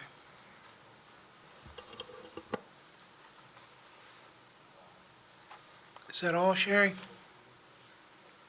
Yeah, My only question, why London Plains? they're pretty hardy. Until the horn bug gets a hold to them? Hornbite? I don't know. That beetle, the horn beetle? The Asian longhorn beetle, that's a maple tree, and it's been eradicated But it's from still- the state. You think it's been eradicated? The state has said, yeah, it's been out of the state for a few years now, I Okay. think, yeah. It's the ash one we're worried about now. Okay. Okay. But, Yes, sir. just one comment to Sherry. When the DOT approves the front line and the entrances and exits, then I can submit how many trees I need to put in, or you're going to regulate how many trees I have to put in? What's the formula there? Along the road, it's supposed to be roughly average of 50 feet. Okay. I don't know what you have them measured out as. Yeah, I mean, if you have to take one or two out, depending on what they have, I think Okay, that's, you all know, it is what it is. right. But yeah, if you could roughly get an average of 50 feet, that'd be Okay. preferable. All right. Okay. Before I bring Helen in, we'll get her planning testimony or any further Good, thank you. testimony. We done? Are we done with the engineer? Yes, sir. Okay. Unless there's any other questions from the board, which I don't think so. I'm actually going to bring the traffic. At this moment, we're going to take about a 10-minute break. We have some other business we need to take care of real quick, and then we're going to take a bathroom break, Okay, if you don't mind. very good. Okay, before we take a break, Mr. Kuchera. You're okay, Ron, just, He's wrong also. no, I know, I'm talking to you. So just for the record, Ronald Cacciaro, I'm conflict counsel for the zoning board with regard to application 1802. 1802 for Robert and Dolores Kowalski. Mr. Chair, sometimes being last on the agenda is a very good thing. While the board was diligently at work on these two applications, the professionals, the attorneys, the applicant, and the neighbors have all gotten together to discuss what some of the objections were, what the goals of the applicant are, and they've come together, and we think that we have come to some revisions in the plan that will satisfy all of these parties. The neighbors and the applicant. Obviously, use variance relief will still be required, and they will have to satisfy their burdens of proof for the board, but the applicant would like the opportunity to revise its plans to incorporate all of the agreements that they have just made tonight. They will come back, they will seek use variance relief, site plan approval, and whatever other relief is necessary. So what they would like to do is have the application carried without further notice to property owners. If it can be in December, December. If not, we can get it to January. I don't know what the board's calendar is like for the next couple of meetings. Well, would we need to renotice those? No, since we some would- of these things are going to change? No. You can carry the notice because the nature of the relief hasn't changed, the uses haven't changed. So in that regard, the notice will still be adequate. Okay. Okay, Eileen? I have nothing this year. January 14th is our reorganization date. And What do that- we have on that date? Right now, I have nothing on there. Why don't we put them on that date? Is that, council, is that okay? January 14th? Monday night? Yes. Yes. Okay. The reason I'm stating that date, Eileen, Yes. is because it's basically going to be new testimony anyway. Right. So, the new members of the board, they won't have to recertify. I would like for them to certify it, but, Well, no, they still need to certify. well, that's what I'm because- saying, yeah, but it's going to be basically It's, new testimony. yeah, so- it's going to be basically new testimony, but any new board member would still have to To certify. certify if they wish to participate. Okay. Okay, so we'll carry it to January 14th? Okay, so just for purposes of the record, You want me to read it? yes, if you could. Case number BA 1802, Robert and Dolores Kowalski will be carried to January 14th, January 14th, 2019. January 14th, 2019, with no further notice. Beginning 7:30 here in the 7:30 main meeting PM. room. Yes. And please note, that is our reorganization. Right, and if there is anyone here from the public that received a notice in the mail, you will not receive another one. This is your notice that the hearing is being carried. Okay. And usually the plans have to be in at least 10 days prior to the hearing, so. Right. And also, just for the record, the applicant has also agreed to provide the plans to counsel for the objectors or the neighboring property owners as well, so they'll get a personal copy. Okay. Mr. Kaplan? Mr. Gazarovski? Yeah, Is Counsel, that would you like- acceptable? Yes, and we'll waive the. Time limit, we the need an time limit, extension of yes. time. We'll give you an extension of time. Okay. Thank Mr. Through Gazarovski? January? Those comments comport with what the parties have agreed to, but what we have decided is, rather than just verbally or orally tell you the changes, we're going to reduce to writing, so 5 years from now, there's no question. I agree. Thank you. Mr. Kaplan, will you agree to extension time through the end of January? Yes. Thank you. You have a good holiday. Thank you. Okay. You too. Thank you very much. Thank you. Okay, the board's going to recess till 9:20. The zoning board will now reconvene. Okay.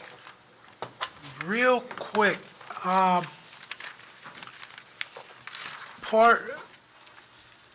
of the resolution is going to require an LOI for this. Am I correct, Charles? Yeah, that's correct. So the 2009 inspection that was regarding tree clearing on lot 118, I think they'd still need to get some LOI, written, something on paper from DEP Yeah, saying. I can address that, sir. Yes, sir. We're making that, EnviroTactics is handling that application for us, and they're making the application with the DEP. They were just waiting for one final thing to be done to the survey, and then they're going to submit that application. Okay. So we'll know exactly what the DEP has to say in a few months. Under recommendations from the LOI, how is that going to affect any resolution that we do? I think, it might be beneficial, and Helen might be able to speak to it too. The applicant depicting an actual boxed out area for where they're approved to store the stockpiles, on site, so that way Matt and the zoning officer, zoning office has something to go off of, a square footage and to go off of. And then, depending on what DEP says with the LOI, if it's 50 feet, they can taper that back. They can adjust the dimensions of it to still get the same square footage, but not be within that 50 foot. Or, if they give them some variable relief on it, it can be around, a boxed out area that's defined on a piece of paper and not, this is what we say, and then, it makes it difficult for Matt to enforce down the road. Okay. Now, my other question with the LOI, with the concrete bins that are there was an LOI done back in 2007, am I correct? To my knowledge, it's not an LOI. There was an inspection that was performed by DEP in regards to a complaint with clearing within the wetlands. Like I said, the inspection report doesn't specifically say, lots 116, 117, 118. It just says 1099, Route 9, that's the site. It says they did a soil boring at the north side of the property, south side of the property. So whether it was the entire site, where north and south, was it at the rear?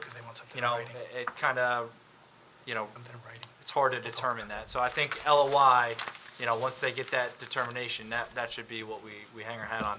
The bins were approved in 1991.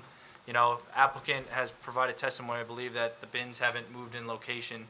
So, I think it's just going to be dependent on the LOI at this point. Okay. I just wanted to add to that real quickly. So just looking at the plan, the LOI is, so someone can correct me if I'm wrong, but there still needs to be a determination made as to what kind of wetlands these are, and that determines the kind of buffer that is required from those wetlands. If they're exceptional, if they're just kind of intermediate wetlands.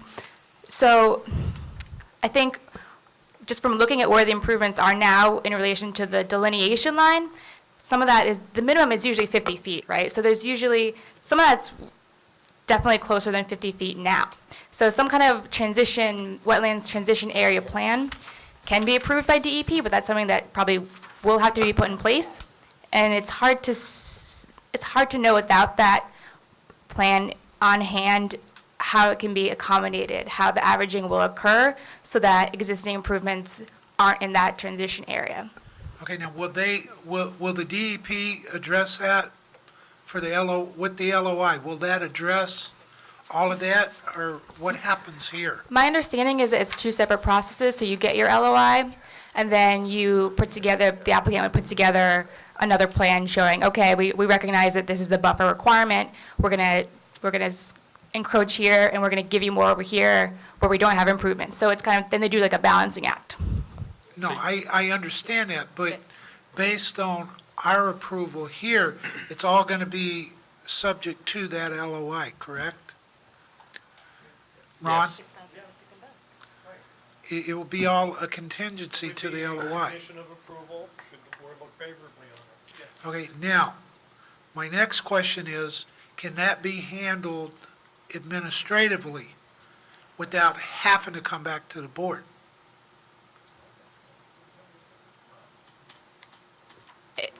It makes me uncomfortable to do that, just because I would like to see how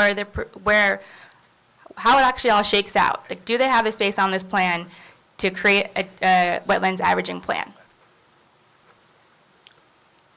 Well, I think if the LOI says the bins can stay, then that's really what we're talking about. So if the LOI says that the bins are okay and can stay. No, it's not going to work that way.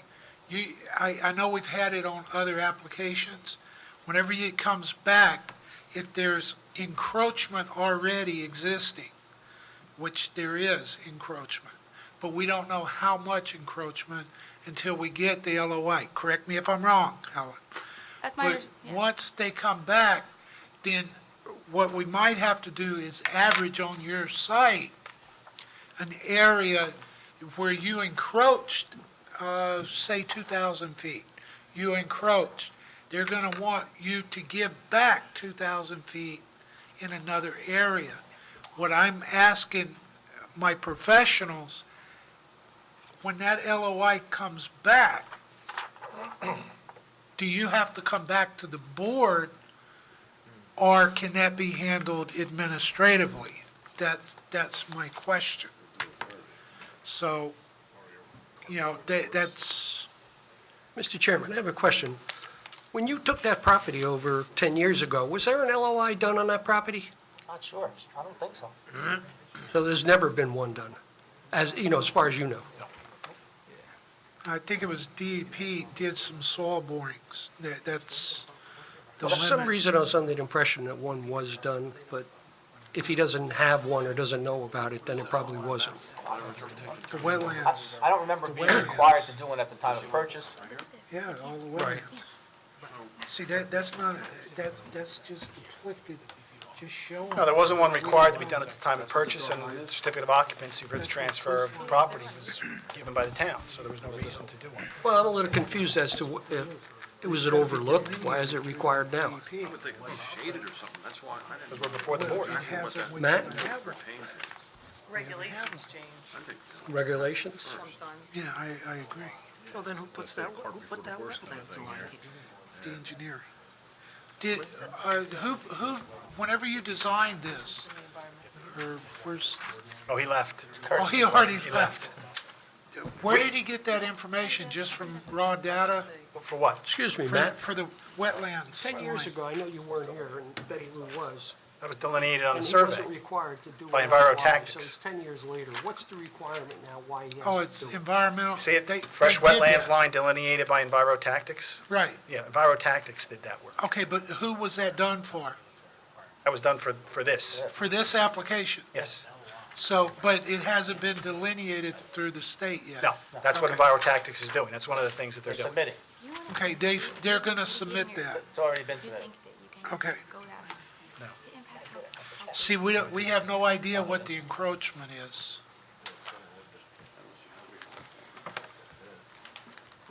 Can you explain that, Matt? 10 years ago, when he bought this property, it wasn't required to have an LOI when he went through the process. Now he's making changes, and now we want him to do a new LOI. What constitutes him, to have to get a new one, or get one at all? It's really this variance process. So an LOI isn't a regulatory requirement. The DEP never requires an LOI. It's a confirmation of what's there. The towns can require it or request it as part of these applications, and it is an insurance policy for the owners and the applicants that they're not encroaching on environmentally sensitive areas, areas that could result in a violation of state law. So this board has the ability to require the LOI to ensure that all state, local, federal regulations are met. Talking with the professionals here, I'd say 90% of the wetlands, when you go for an LOI or do this, come back as a intermediate resource value, which is a 50-foot buffer. Is the applicant willing to provide a 50-foot buffer off of this wetlands line?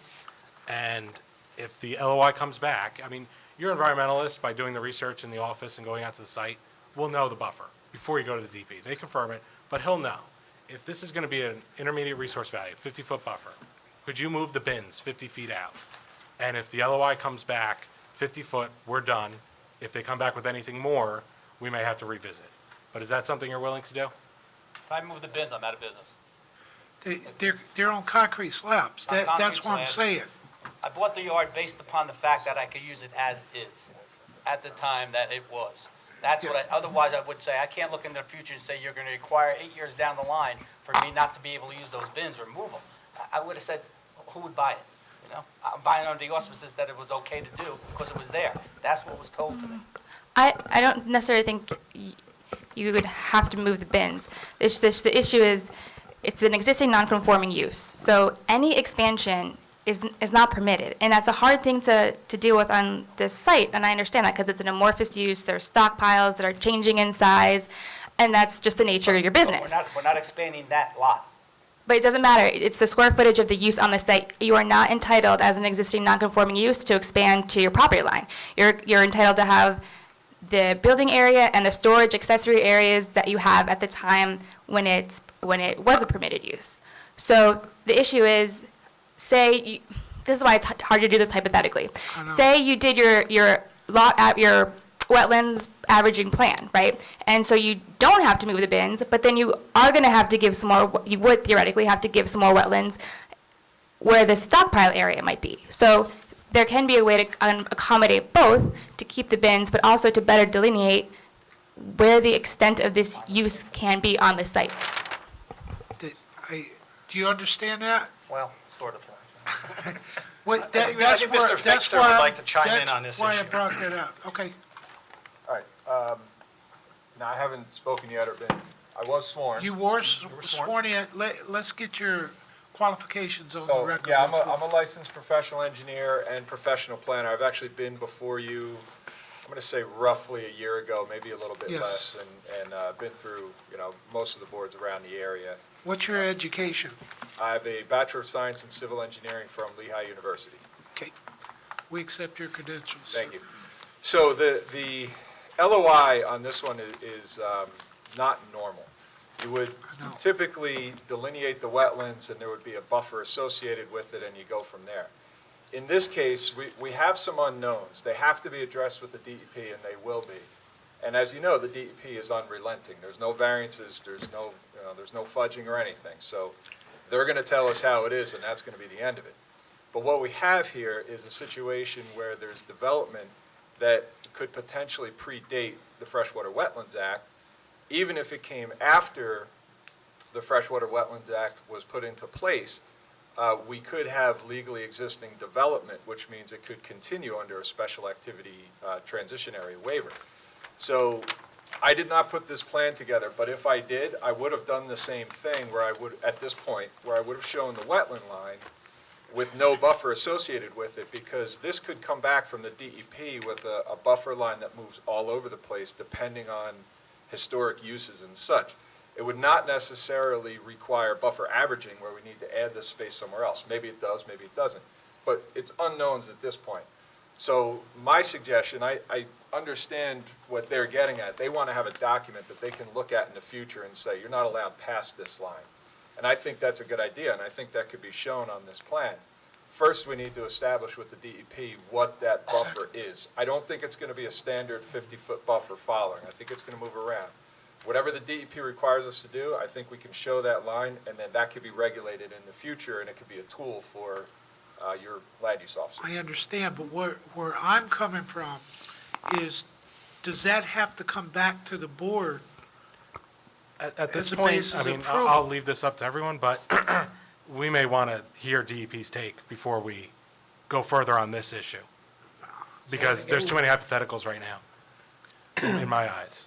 Would you repeat that? I didn't catch it. I think we have to go the path of letting the DEP weigh in on this in some regulatory stance, is getting your permits, your LOI, your averaging plan, whatever they're going to require, and bringing that back to us so we could finalize these issues. Unless the DEP says everything's okay as is, then we wouldn't Correct. have to be back.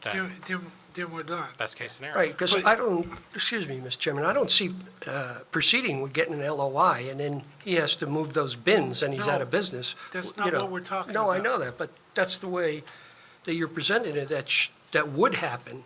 And I think the other avenue that you suggested is better, to wait and see what they say. Because why should he put himself out of business? Then the town's stuck with that place. No. Tom, Well, if he got an it- LOI and they said he got to move the bins, They're he not just going said to do he'd be that. out They're of not business. going to do that. Correct me if I'm wrong, Right. you're going to start the conversation with the DEP, make your arguments based on previous development, previous conditions of the site. Exactly. And you're going to do whatever they need to do, that they're going to require of you to get this approved in a similar situation, condition as it is now. Exactly. Correct. Correct.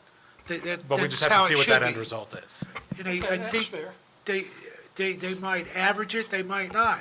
They might They they might give you the check off and sign off right Exactly. as it is. That's what I'm saying. I don't think the DEP's going to come back and say, you have to move those 90 days bins. is there. They're not going to do that, I don't believe. hope they don't. I've never seen it, because as, Mr. Fitchner. Jason. what's your name again? Jason. Jason. As Jason stated, he feels that they predate a lot of the freshwater wetlands laws. You know, the site's going to predate that. So the DEP is going to take that in consideration.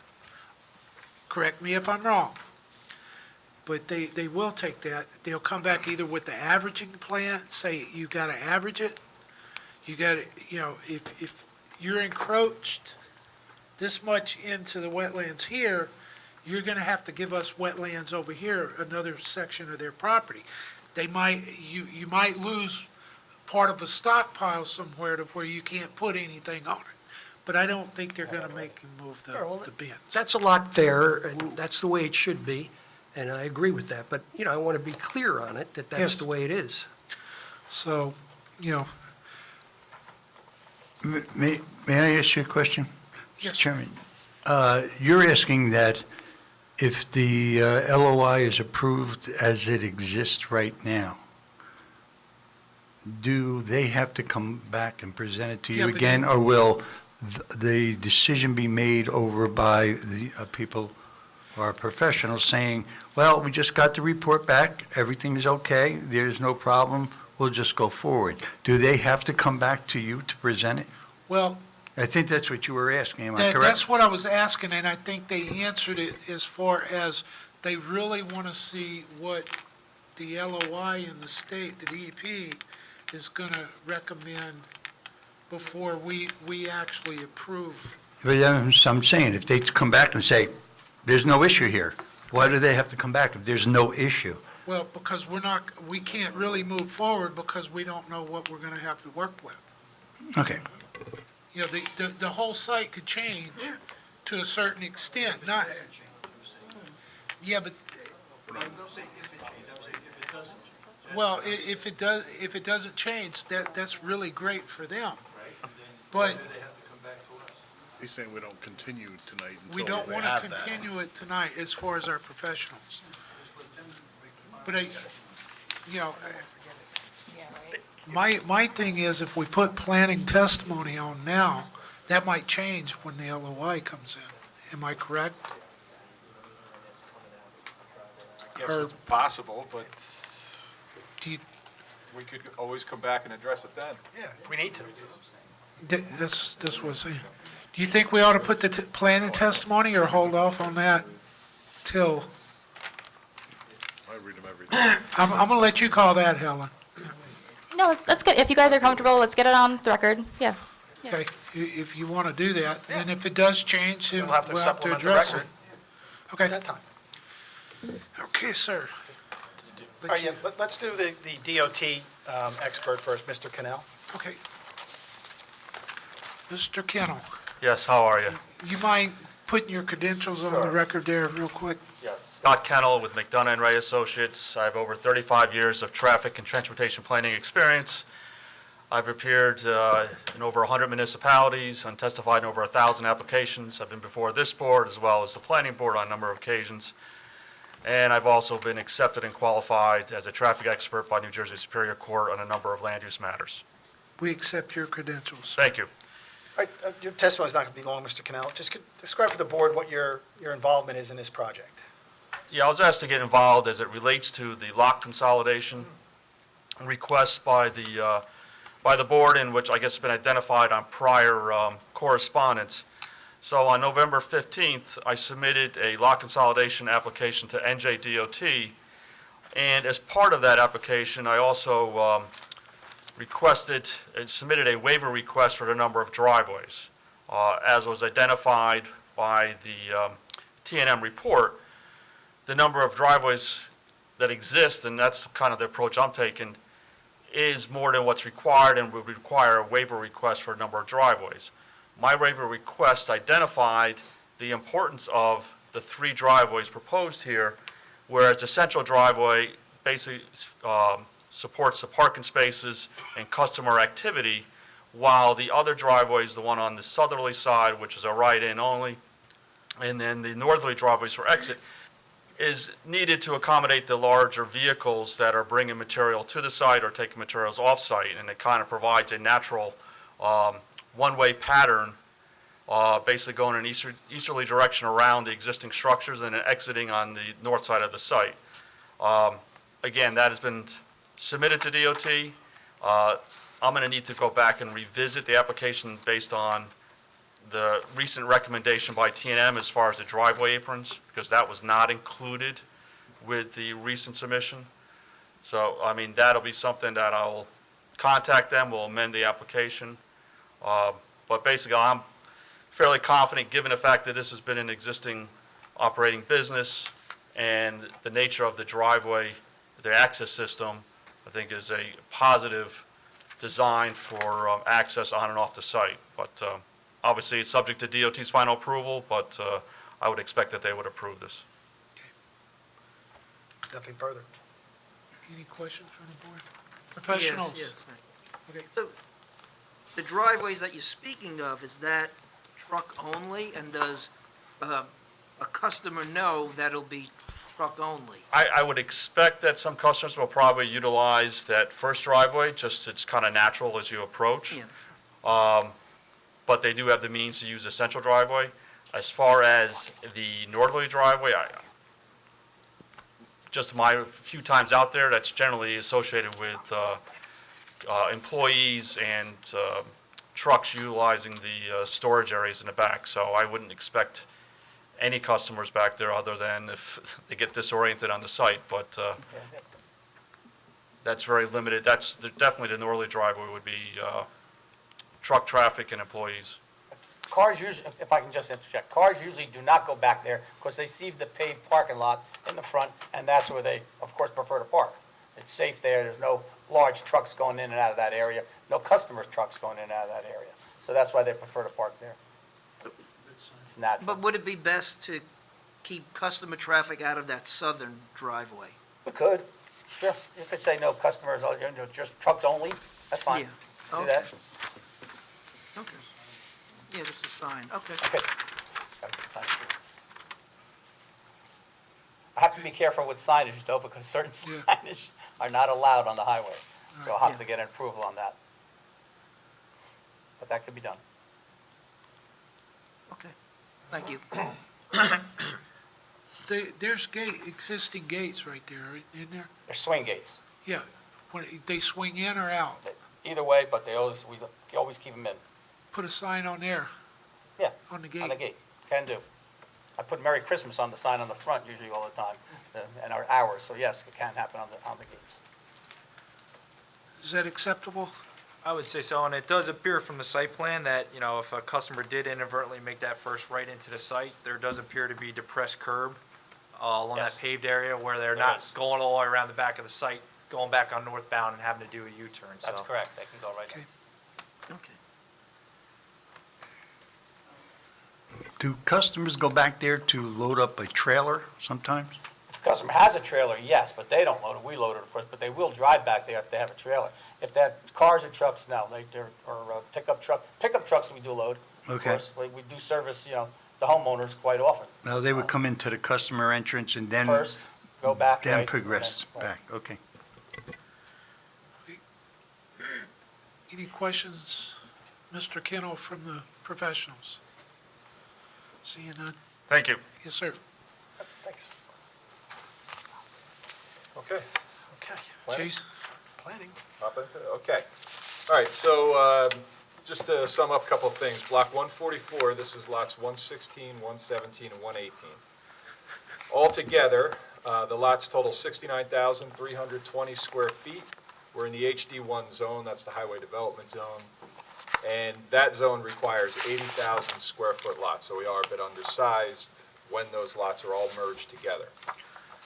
The property is centrally located in your HD1 zone along Route 9, and there's various businesses along Route 9 on both sides, so it does fit well into that commercial corridor.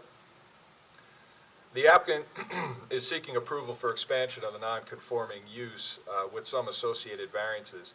This is a retail operation. They're selling landscape materials. They're not contractors. Interestingly enough, your HD1 zone permits retail sales and services. I don't necessarily want to explore that any further. We're here, but I figured it was worth pointing out. The variance, the crux of the application of why we're here is a D2 variance. That's for an expansion of a non-conforming use. And the real matter here is lot 118. There's not really much question in the way of lots 116 and 117, which is the southern portion of the property, or on the right side of the plan as you're looking at it. It's lot 118. So when we talk about expansion of a non-conforming use, one of the things we need to talk about is, can the site support that expansion? Well, it's a tried and true use. It's been in this location for a long time, as everyone I'm sure is aware. It's located on Route 9, which is an ideal location for them to be able to move their products. We're surrounded by commercial uses, and we have a substantial buffer to the rear of the property, and that buffer is going to be protected by your ordinance and the DEP. You have your stream corridor buffer ordinance, and the DEP is going to regulate the heck out of that area under freshwater wetlands and flood hazard areas. So that buffer will forever be protected back there. A couple variances, bulk variances, non-use variances, if you will, that go along with that are accessory outdoor storage areas located in the front yard.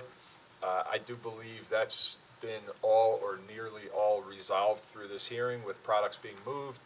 I'm not sure still about that paver patio that's out front and the 18-inch high wall that's near it, but out of an abundance of caution, I'll keep it in my testimony and request that variance in case that's your feeling. Associated with that, we have a stream corridor buffer variance. You require 100 feet, and as shown on the plan, the 100-foot stream corridor buffer is shown clearly on the plan. And you'll notice that there are some existing areas of improvements that are less than 100 feet from the stream. Though I think those two variances are related, and I think they could be supported under both the C1 and the C2 criteria. So the C1, of course, is the hardship criteria.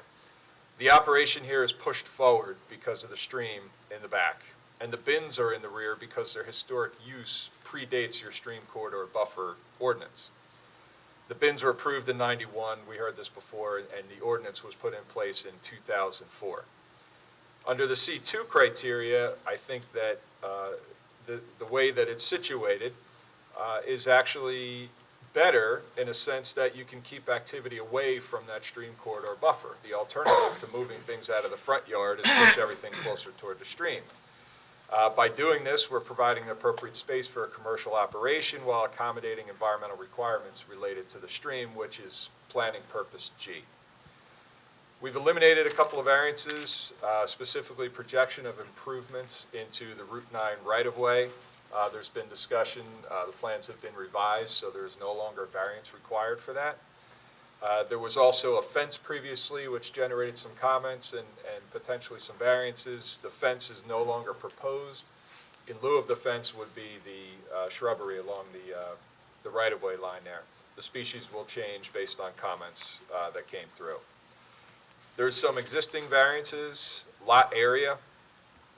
The zone requires 80,000 square feet, and what exists once all three lots are merged is 69,320 square feet. We have accessory side yard requirement of 25 feet. The bins exist currently at 11 feet at the closest point, and the trailers are 2 and 15 feet. And then the accessory rear yard setback requirement is 25 feet, and we have 19 feet to the bins. All of those conditions are existing. No changes are proposed to them. All the discussion we've had about the wetland buffer and the riparian zone associated with the stream will be reviewed in detail by the DEP.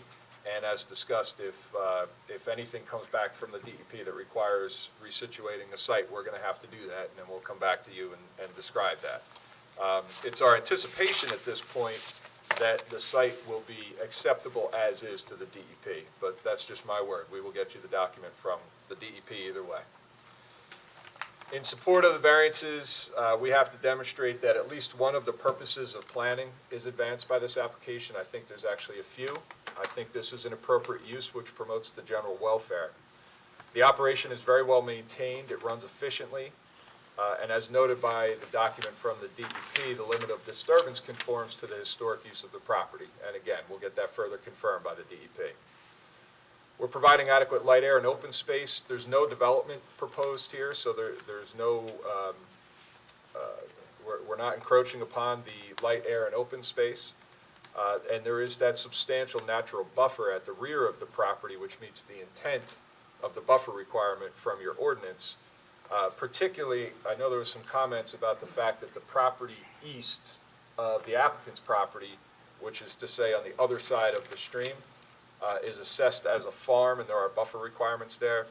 I think that the fact that that stream is in there, you've got, the ordinance for buffers from farms does not contemplate streams. So the fact that that stream is in there creates a natural buffer that will be maintained by both you and the DEP. So I think we meet the intent of that buffer. We're providing sufficient space and appropriate location for a commercial use according to their respective environmental requirements in order to meet the needs of New Jersey citizens. This use has existed on this property for decades. There was documents submitted to substantiate that. That certainly suggests that there is a need in this location for this service, or this retail service, or these products. Direct access to Route 9 is ideal, again, for transporting their product, and the use of the front yard helps to protect the stream's riparian zone. We're encouraging the location and design of transportation routes which will promote the free flow of traffic. And just to repeat it again, because it falls neatly under that purpose of planning, direct access to Route 9 is ideal for this use. And for this reason, I believe it's important that this use continue to operate at this location. We just need to be sure to maintain adequate capacity to support the local demand. And lastly, I believe that we're promoting the desirable visual environment. The applicant, this particular applicant has been operating at this site for 10 years. The use itself goes way beyond that. But in their time at this property, this applicant has proven that they keep the site neat and organized, which promotes this purpose.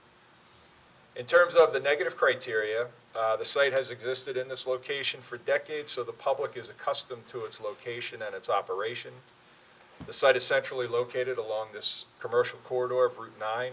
We have that substantial buffer in the back, again, associated with the stream, which helps us meet the intent of that buffer requirement to the farm assessed property to our east. The applicant submitted a number of permits from current and prior owners, which to me speaks volumes to the owners, all of the prior owners and the current owners' efforts to remain in conformance with the applicable regulations. Also, the aforementioned asterisk I gave you, which is that retail sales and services are actually a permitted use in this zone. So it's worth mentioning and considering. So with all those things said, I don't believe that approving this application would cause a substantial detriment to the public good, and I don't believe it would substantially impair the intent and purpose of the zone plan. As you consider the negative criteria, I always like to highlight that word substantial. You're not looking to see if there would be a detriment to the public or an impairment to the zone plan. You're looking to see if there would be a substantial detriment or a substantial impairment. And I don't believe this application rises to the level of substantial in either case. And then on balance, I believe that the benefits of this application would substantially outweigh its detriments, giving you the ability to approve this application with confidence. Thank you. Thank you. Helen?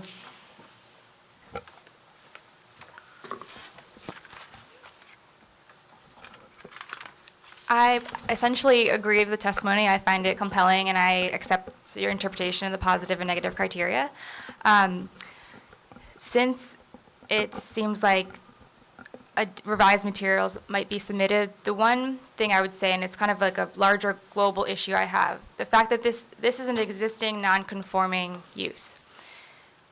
The MLUL and just the way that it's been interpreted over time, existing non-conforming uses are allowed to be as they are, but they should not expand. And that includes kind of like the side elements that you would associate with a principal business. So a new accessory structure would be an expansion. Enlarging a parking lot would be an expansion.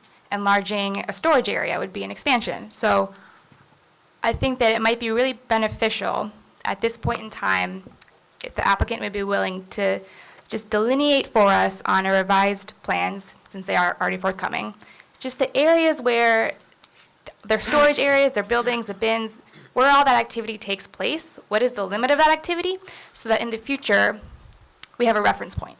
Because that's like, it's been a little bit hard to nail down in this case, so I think it'd be very beneficial for the township. Yeah, that kind of falls right in line with what I was saying earlier, so I agree with you there. Once we get the feedback from the DEP on how the transition area is going to be applied to the wetlands, we can apply that limit line around the site, because I understand that's going to be a useful tool for your code enforcement or land use people over time as things happen on this property to know exactly where those limits are. So I'm totally fine with that. We just need to get the feedback from the DEP in order to do that. Well, see, that also addresses, if the applicant sells a property, it gives us a guideline to go by, Agreed. for a new owner. Because the variance is going to go with the property, not the owner. I think that map also brings value to the applicant, so I think Exactly. that's mutually beneficial. My only other question would be, how many loaders do you have on site? 2 loaders, 2? 2, How many dump trucks do you have? 3, You have 3. You deliver material, certainly. and that really needs to be depicted on where they're going to park those overnight. Okay. Okay. If millings are acceptable, we'll make a millings pad. I'm going to leave that up to my engineer here. I would take no issue to it. The board has approved that in other other issues with, prior applications of using millings. I think it needs to, like Helen said, with the stockpiles, it needs to be clearly shown the dimensions, so that way the zoning officer, has, if they're parking it all over the site or in the front yard, as a display, we can pin them down and make sure it's where it's supposed to be. Okay. Fine. Yeah. That's okay. Okay, any further from the professionals? Any questions from the board at this time?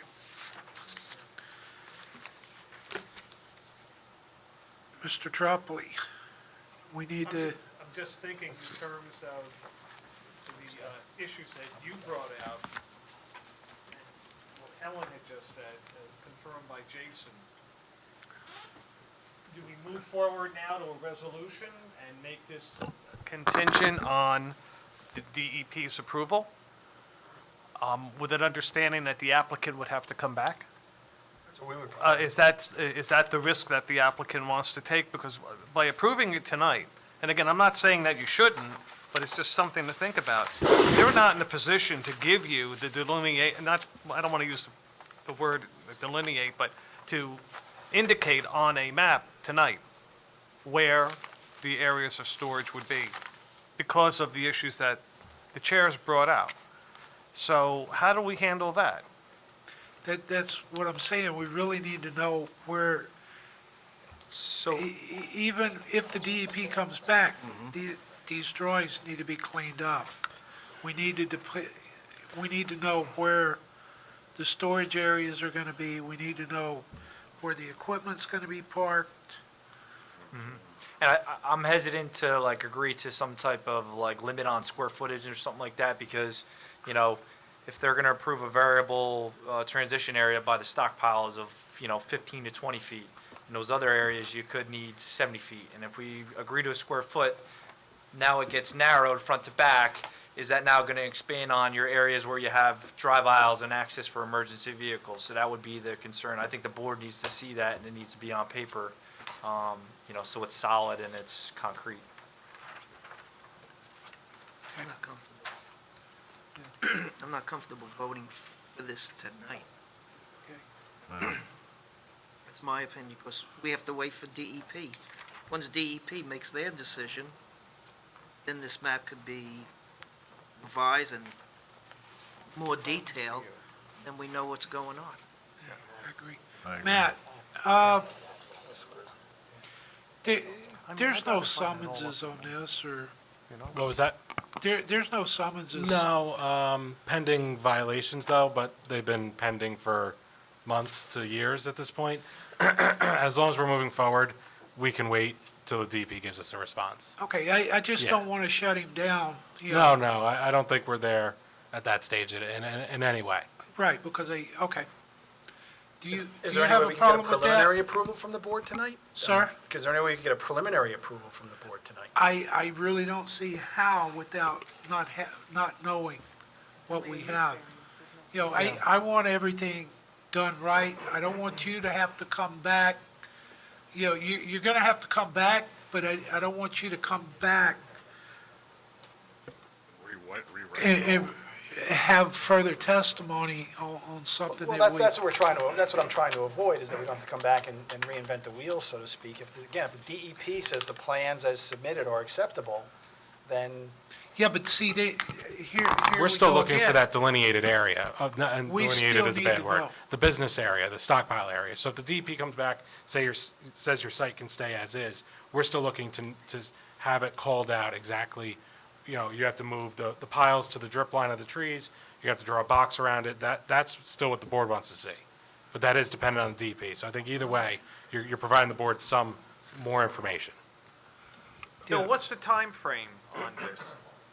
Yeah, what's the time frame on I that? haven't heard that it could indicated. be 3 months, it could be 6 months. Yeah, When was the application filed? The application hasn't been filed yet because the plans to the DEP, they have to add the flood hazard area. I actually asked the environmental consultant that very question the other day, and the answer is they anticipate this will all be wrapped up in about 6 months. Yeah, well, see, that's gonna put him into another season.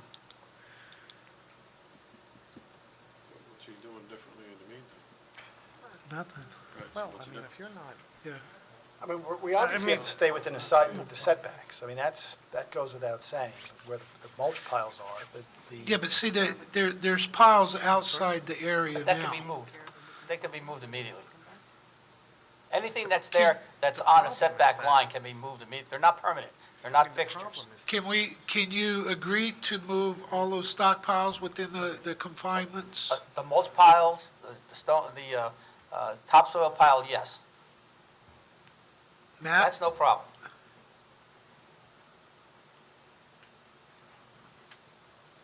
what do you guys? Just go one right down the line. Matt? Again, I mean, so where are we proposing to move the stockpiles further in? We don't know what the regulatory limit is. No, but for the time being, to move it back from the setback would satisfy what's there now, that we can still operate under, at least something that's agreeable to the board, that we're beyond the setback until we get delineation. Would it help if we made an immediate submission of what we would present to the DEP or what we expect back from the DEP, and that would also be contingent upon their approval? And then we could give you that boundary? It's kind of the same thing, just with another line. Matt? What I'm looking at, there's setback lines on this drawing. If they move the stockpiles within those setback lines for now, until we get a delineation. Okay, so we're talking about two different things. We're talking about zoning and DEP rules. So, No, I'm talking about, so we're moving stock. correct me if I'm wrong. I know I'm gonna be off the mic. This is a setback line, right? Correct? Right.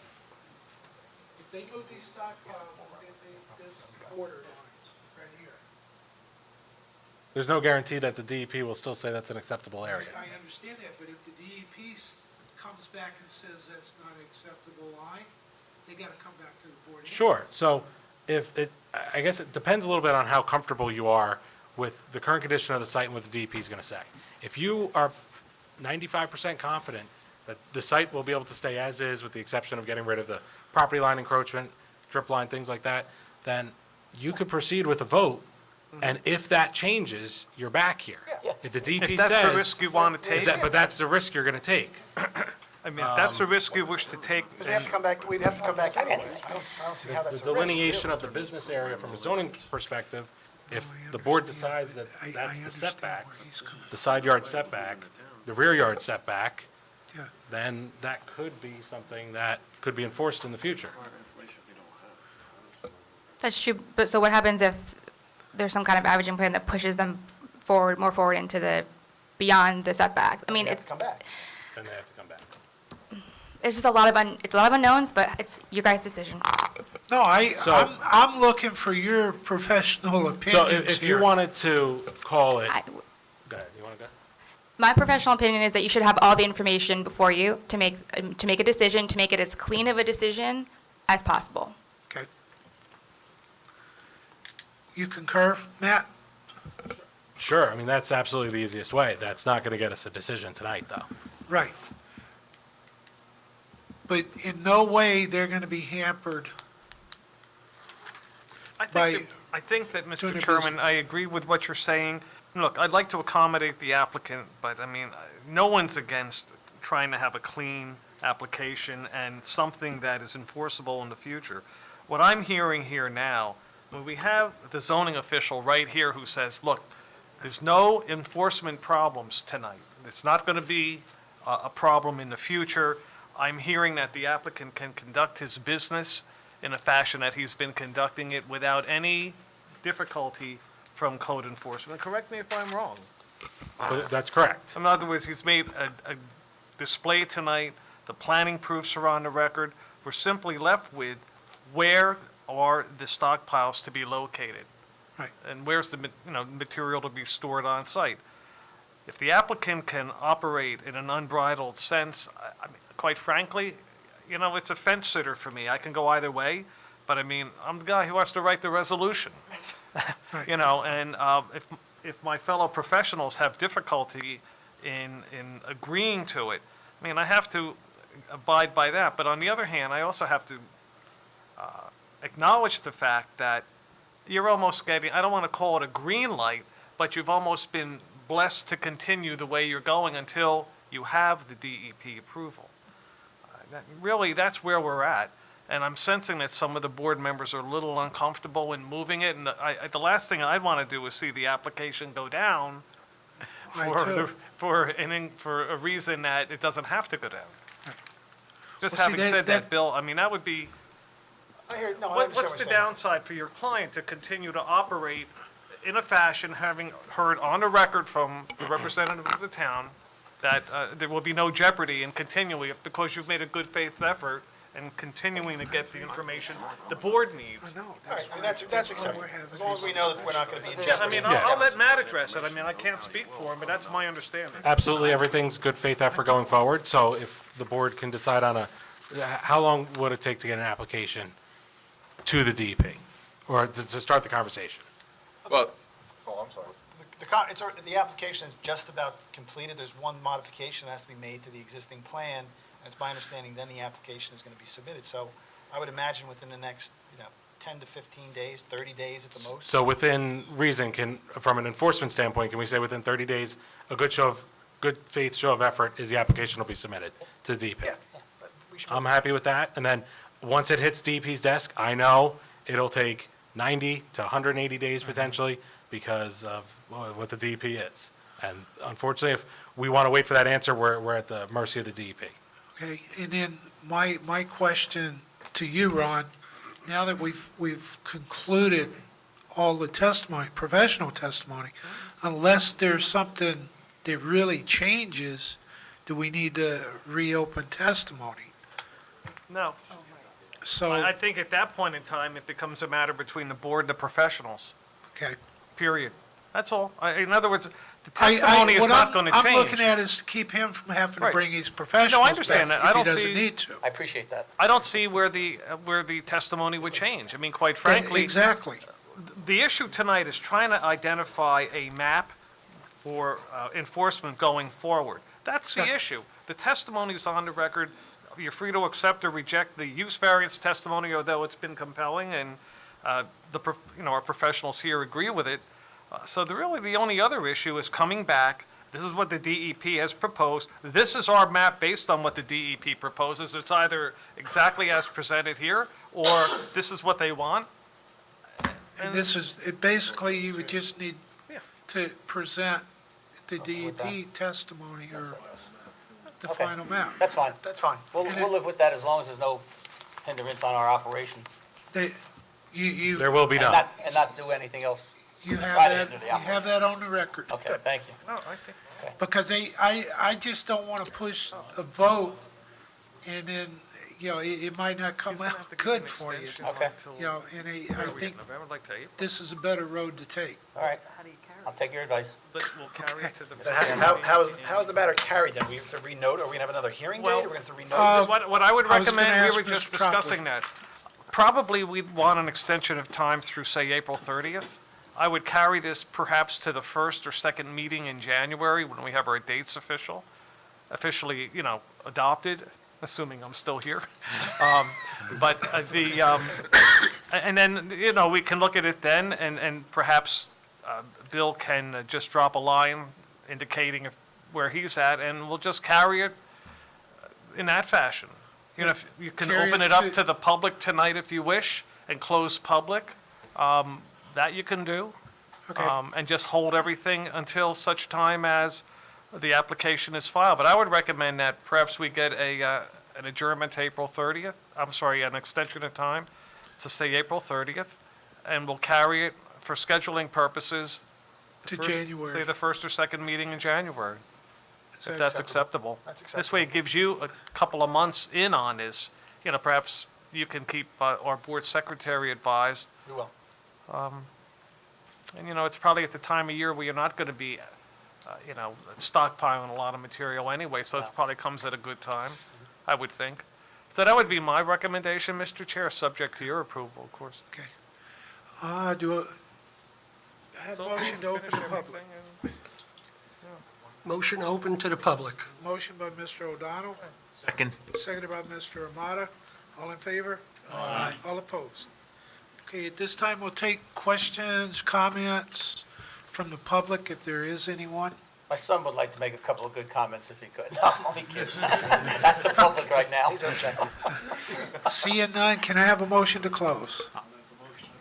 Motion by Mr. Amata, Second.